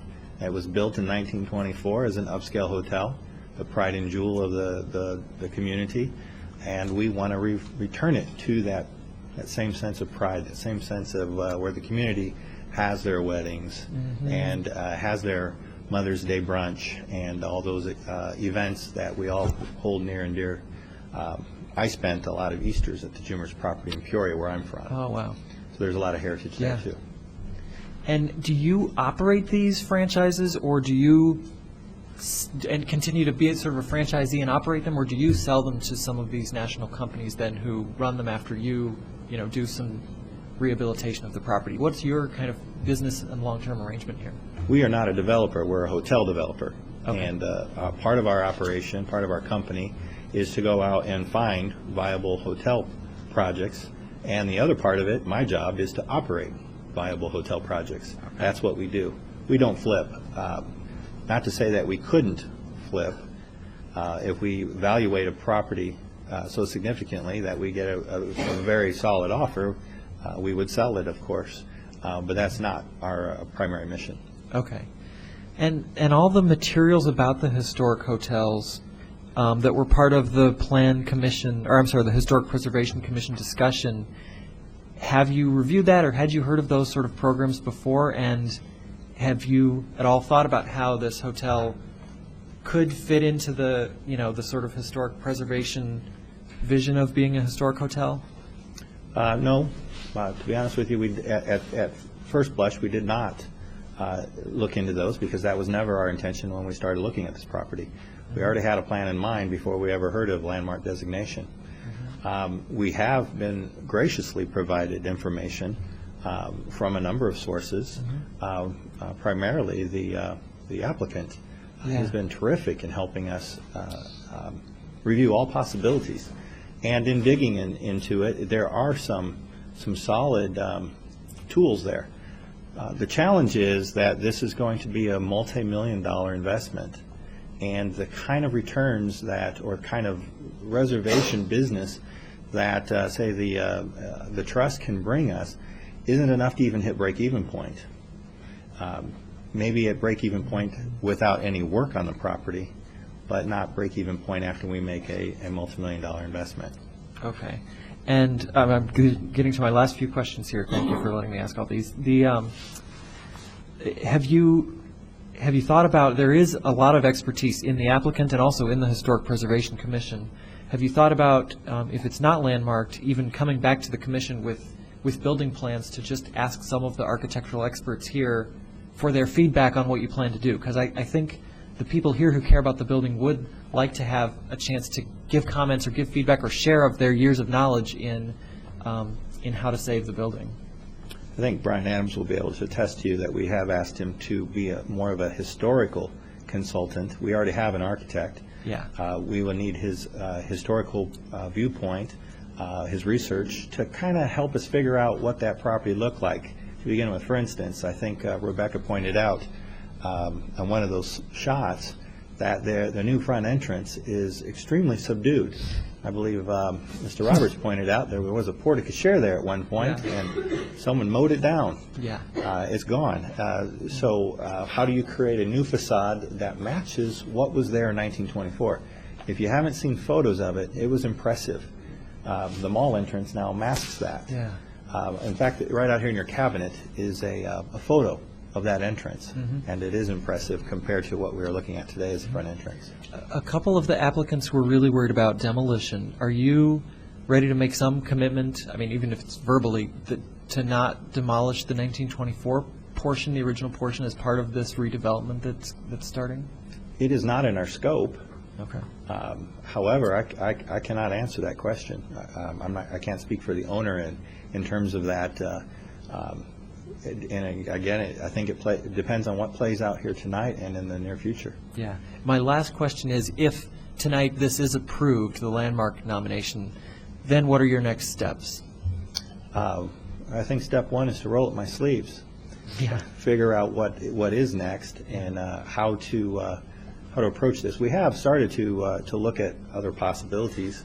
The challenge is, how much of an investment can you make without a major hotel brand reservation system bringing you business so that you can still be viable? The property needs help. Some things are just completely worn out.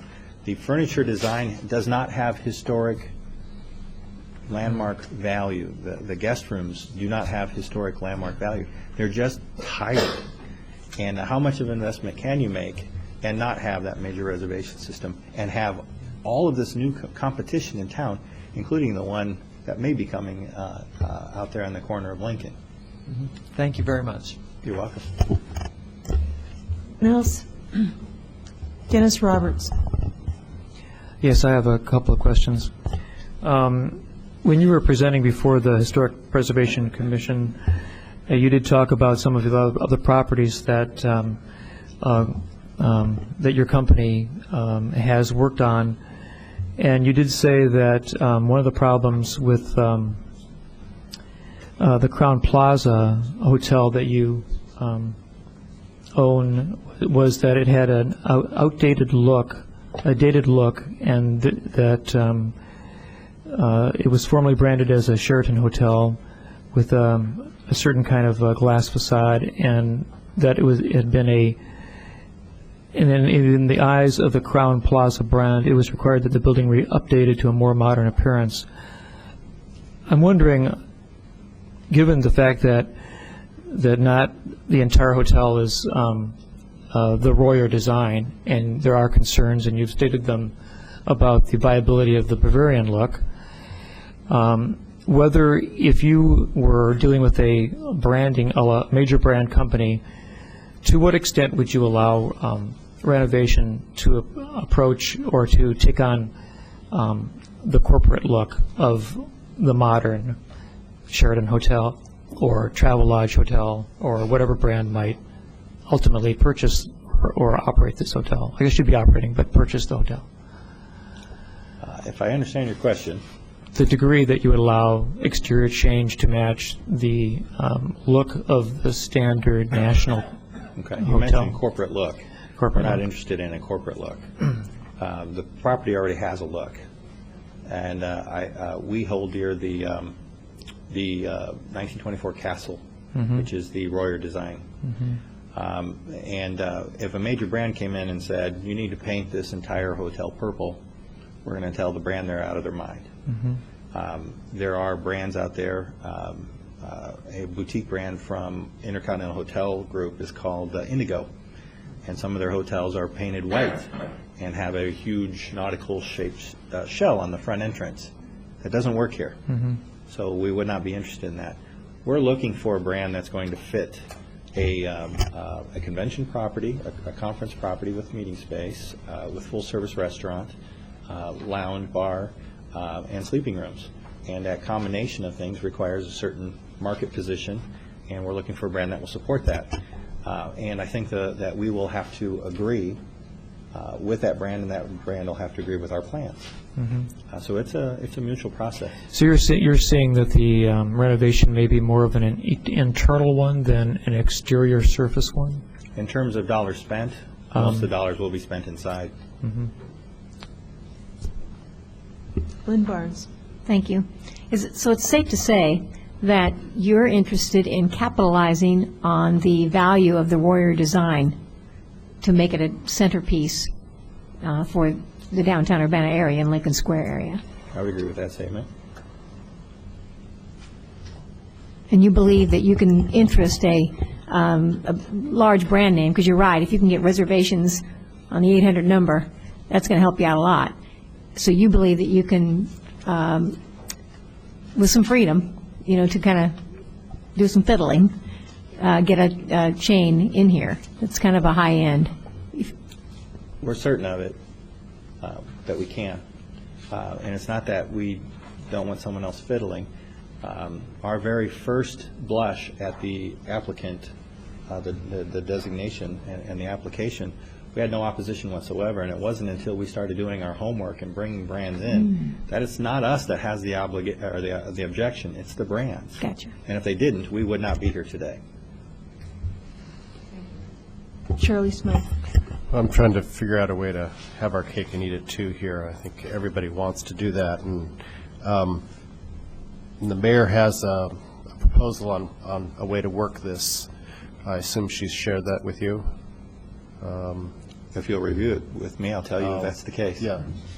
When we met with Brian Adams, and I suggested that if the council didn't have the votes for historic designation, that one solution would be the reason they might not vote for it would be because you need a national brand to bring the occupancy up, which you explained, that some of that additional revenue could be set aside for historic preservation purposes.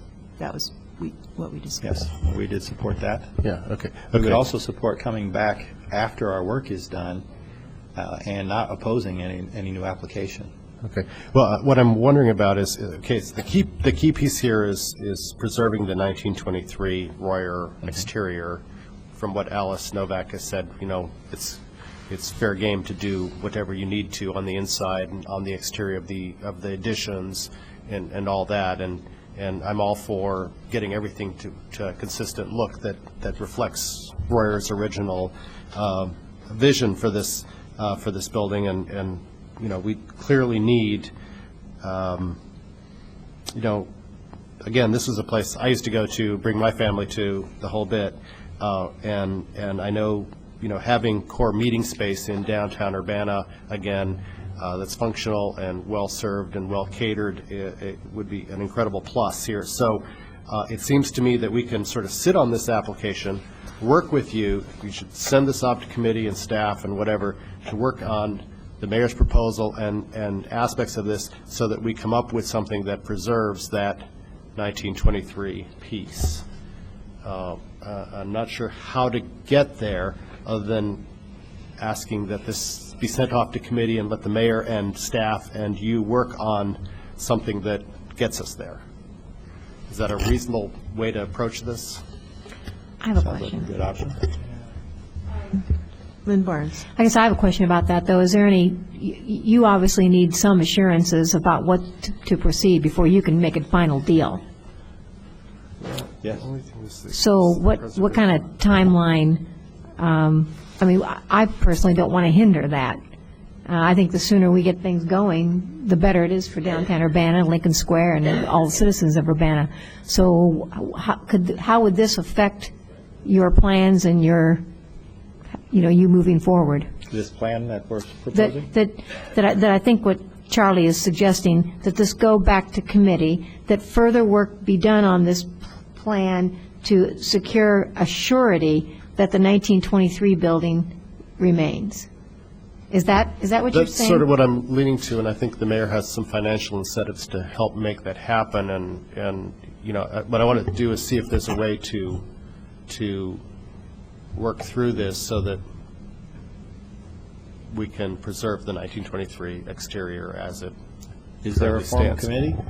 I'm sorry? Is there a formal Well, no, committee? we would just simply, we're the committee, yeah. So, it'd be working with staff, working with the mayor to come up with something, but I'll let the mayor. Okay. I had a question. You said that you would not be opposed to having a historic designation after you got all the work done. I'll write the application myself. Okay. Danielle. This is one of those situations where we're, I think, in agreement. We just don't know exactly how to get there. I think I think what we agreed to is we did not want to see demolition of the old 1924 part, and we want to see a successful and vital hotel, which is something we haven't seen for a bit of time. So one option is what Charlie mentioned. My concern about that is that the historic designation is kind of looming, and that may chase off a brand. The other option, which I'll just put on the table for us to consider, is that we vote down this designation and we make it clear to the owner that if at any point demolition of the old portion is being considered, we do have demolition delay in our community now, that basically that would trigger us looking at designation, and we would have the adequate time because of demolition delay to designate this a historic landmark, a local historic landmark. So that would be a second way to get at it. Basically, we're operating under good faith that you're saying that you're not going to demolish that portion, and if that were to be something that you would start to undertake in the future, then this body could take appropriate action and we could designate it historic. I think the ideal situation would be what the last statement that you said, which is you're able to update the property, you're able to do what's necessary to bring in a local brand. Once we develop this model historic hotel, you designate the property historic because the historic aspects are still relevant and applicable. So I think that's the ideal situation that we could move towards. Libby Tyler. I sense there's interest in some kind of secondary motion to indicate support for or opposition to any demolition of the older portion of the hotel. Because this is a business property, it doesn't come under our demolition delay ordinance. However, it is in our TIF district, and it is, as I understand it, would be subject to a development agreement. And you could indicate a position that such an agreement would not be, two-party agreement would not be pursued if that would be the case. Okay, so if I could. Wait. I think that I think I Dennis have a Roberts motion. was next. Oh. Yeah. My understanding of the historic preservation ordinance is that if a landmark designation is submitted and it's withdrawn or defeated, it cannot be renewed again for 1 year. And so you're basically opening it up, or defeated. You cannot renew, you cannot place or ask for a designation. You have to wait a complete year. That's, I think, in the ordinances. I'm seeing a nod from a couple of people in the audience who would know. So, in other words, if we drop this now, nothing can be done to preserve that hotel for 1 entire year. Now, that doesn't mean that the hotel is going to be demolished, but I think that it's a serious concern to consider. Libby. Okay, Libby and I talked about this this afternoon. Libby. Yeah, we're reviewing the zoning ordinance, and in most cases, it's up to the discretion of the city or state plan commission for a zoning case, a rezoning, and if it was in the best interest of the city to hear the landmark case within a year, we certainly would want to do that. And whether we pursue a variance or we do a minor text amendment, when you look at the zoning ordinance, the reason that language is in there is to prevent abuse of the system, where someone keeps coming back and you keep saying no. We don't want that to happen, but if it's in the best interest of the city to provide ourselves discretion like we do with other zoning cases, we certainly should do that. Charlie Smythe. It strikes me that the way to deal with this is, Libby has saved us by working through the details of this. It's a TIF, we need development agreements, so on to proceed. The mayor has a suggested way to get from point A to point B, and we have the developer's assurance that he'll write the agreement himself later, which, it all seems like we can work through this and get where we want to go. We have enough leverage to preserve the 1923 piece here, which is what we're after. Okay, I think that's, everybody agrees there. I think we've got enough leverage there to make sure that happens. But I'd like to see, maybe this is a pre-development agreement that we get into with the mayor's ideas and what Libby can work in with Mr. Rotterman? Correct. Okay. And the company involved here to see that we move forward with a really, we need this high quality, we want a high-class hotel here, and, we clearly have somebody who understands the architecture as well, so I think we have to put some of it in writing, but trust that they will do the right thing. Yes. Dennis Roberts. Well, I'm not sure that I see that the current owners are necessarily required or have motivation necessarily to enter a development agreement at this point, because if they decide not to explore TIF money, and if they don't require any other funds from the city to develop the hotel, which may well occur if there's a major brand comes in who has the funds to decorate the hotel and do improvements on the hotel without the assistance of the city, then there would be no need for the current owners to enter an agreement with the city on development that I can tell. And also, I understand that... You have a response. Okay, thank you very much. I'd like to hear that. Yes, Mr. Rotterman. I think Robert Meyer can tell you that, and Tom can also tell you that was one of our first conversations. We are interested in pursuing TIF. We are also willing to sign in the redevelopment agreement that there will be no demolition of any aspect of the property and to what extent, and we'll be willing to sign on that. So, Fred, are you saying that you're willing to enter a development agreement with the city? We are. We are. Okay. I'd just like to move this to committee if it needs I don't know if it doesn't need a formal, doesn't need Aren't we at the point that we don't need to send it to committee? Or, well, do we need to just direct I think staff at the to point develop? we can, We need to sense the council motion, which is to allow staff and the mayor to work to develop an agreement here. I suggest we vote this down and then ask staff to move forward with the plans as we've discussed. That's very clean. It's Okay, does someone have a motion here? we need to move. Yeah, I make a motion that we accept the recommendations of the Historic Preservation Commission, and I can explain why. Is there a second? I'll second it for purposes of discussion. Okay. Okay, there's a motion made by Mr. Roberts and seconded by Mr. Bowersox. Is there any discussion? I do. I have a discussion. Okay. Thank you. All right. I think that I would be the last person to say that we should stymie or we should in some way hinder the natural growth and development of the historic Lincoln Hotel. But we have to recognize a few things. First, this is a very significant historic property within our downtown area. It is recognized as a nationally on the Historic Register, in association, of course, with Lincoln Square.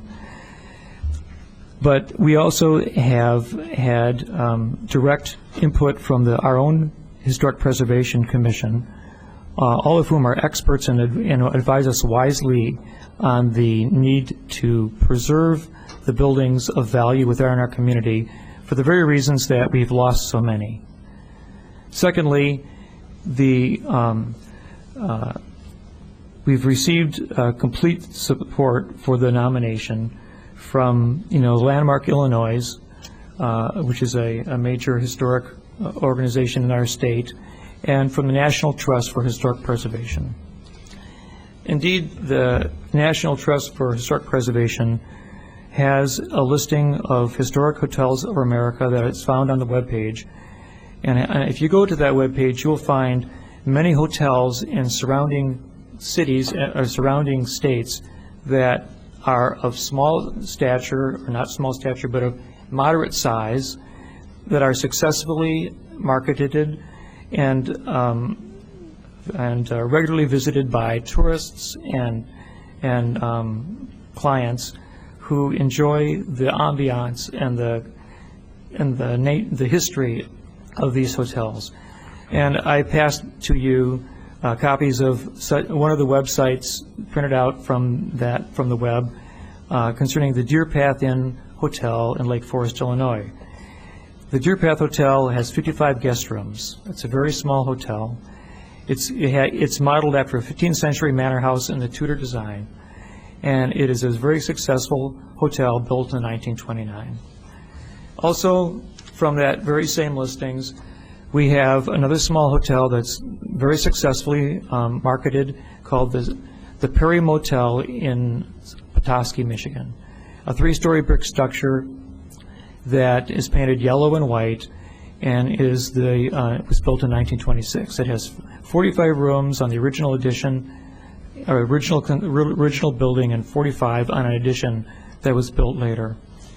And it is one of the Stafford Hotel chain hotels that is doing very well. There's also the American Club Resort Hotel in Kohler, Wisconsin. Again, it's another Tudor-style hotel in a modest-sized town with slightly over 200 rooms. There's also the French Lick Hotel and Resort in French Lick, Indiana, which is operated by the Historic Hotels of America, and you can find it on their webpage, and you can book a room at it very easily using modern web techniques. There's also the Stout Island Lodge in Bridgewood, Wisconsin, and the Raphael Hotel in Kansas City. So, and these are just a few of the 200 hotels that are on this listing. Richard Cahill and the Historic Preservation Commission indicated that he just went to Travelocity and Googled the Urbana hotels, and found both on Travelocity and on Yahoo and other websites that are easily obtainable for booking the Urbana Lincoln Hotel, and it was sometimes the second hotel that came up.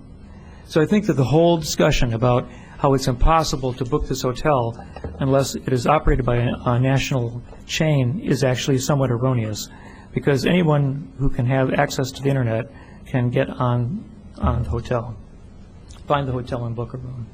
So I think that partly because this hotel is also in the Royer Arts and Architectural District, it's designed by Royer, I think that we need to honor our own commitment to historic preservation and protect this hotel so that we maintain its quality and its condition, at least in the exterior.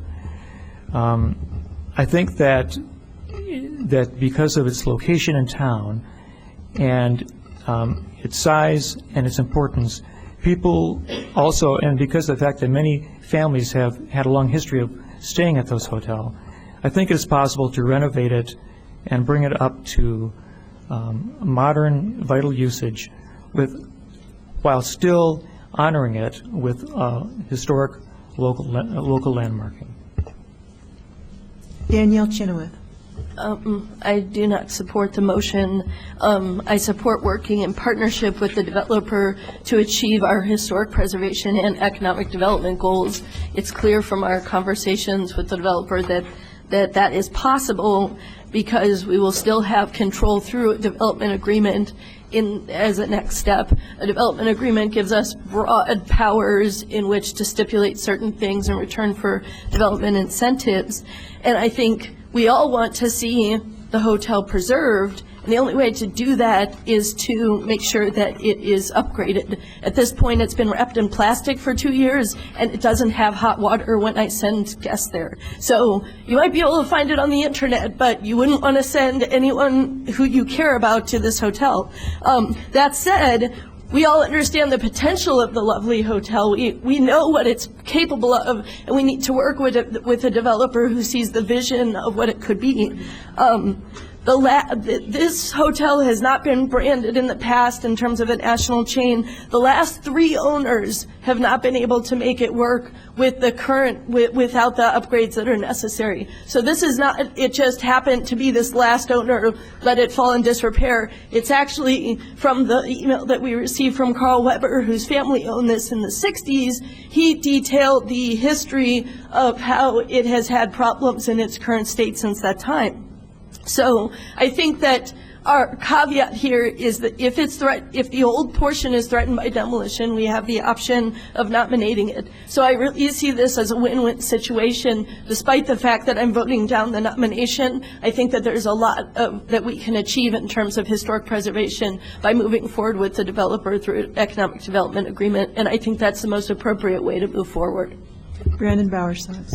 Yeah, I'll be voting no too, and for all the reasons Danielle said, I just want to add that I'm afraid that we can't discount the economic activity piece. Some people came tonight and said, well, just consider it on the historic merits. Certainly on the historic merits, this is a historic property. We all know that. I think, though, we have to include the economic picture when we vote, and that's why I'll be voting no, because I think to vote yes and to force the landmark at this time, if that sacrifices the economic use and activity in the building, then we are setting the building on a course for demolition through neglect. You know, I've been a downtown business person for 10 years, and I've been on the city council for 3 years, and I've watched the building be demolished by neglect. You can see that the trim is falling off. You can see that there's problems with paint and rot, and there's broken glass windows and boarded up windows on parts of the old building, and that's demolition by neglect. The building really needs some loving, tender care. And so I think it's more harmful to vote yes and end up with 3 years or 10 years more of a vacant or mostly vacant building that doesn't have any way of upgrading itself than to say, let's vote no for now and seek some compromise. I really like the mayor's idea of funding, and I like certainly supporting this nomination later after the renovation, and in the TIF agreement making sure that the original structure is not demolished. I think those compromises will not be demolition by neglect, but will actually best serve the interests of the historic property and do justice to preservation and the old building. Lynn Barnes. I think we're fortunate to have a hotel developer who is of the same mind of, I think, most of our council. And I had a 5-minute speech prepared, just 5 minutes, though, with regard to defeating this ordinance. I'm pleased I don't have to give it. All right. Charlie? Right. Quick question. Assuming, and given the votes, and everybody can count here, we know what's going to happen. There'll be a follow-up motion here of some kind. But what kind of timetable are we looking at? Do you have any feel for how we proceed from here and how soon we can get to renovating the We're in property? negotiations with a major brand as we speak, if we can get past the historic designation issue. Yeah. Can we please? Yeah. Would the clerk please call the roll? Ms. Barnes? No. Mr. Bowersox? No. Ms. Chenoweth? No. Mr. Roberts? I'll vote yes. Mr. Smythe? No. Okay, the motion fails. Mr. Smith. I'd like to move to direct staff and the mayor's office as appropriate to develop the necessary development agreement to speed this process, speed this project along as quickly as possible. Second. Is there any discussion? I would like to include in that the idea, the major component of this is to preserve the exterior of the 1923 piece of the hotel. Okay. Is there any other discussion?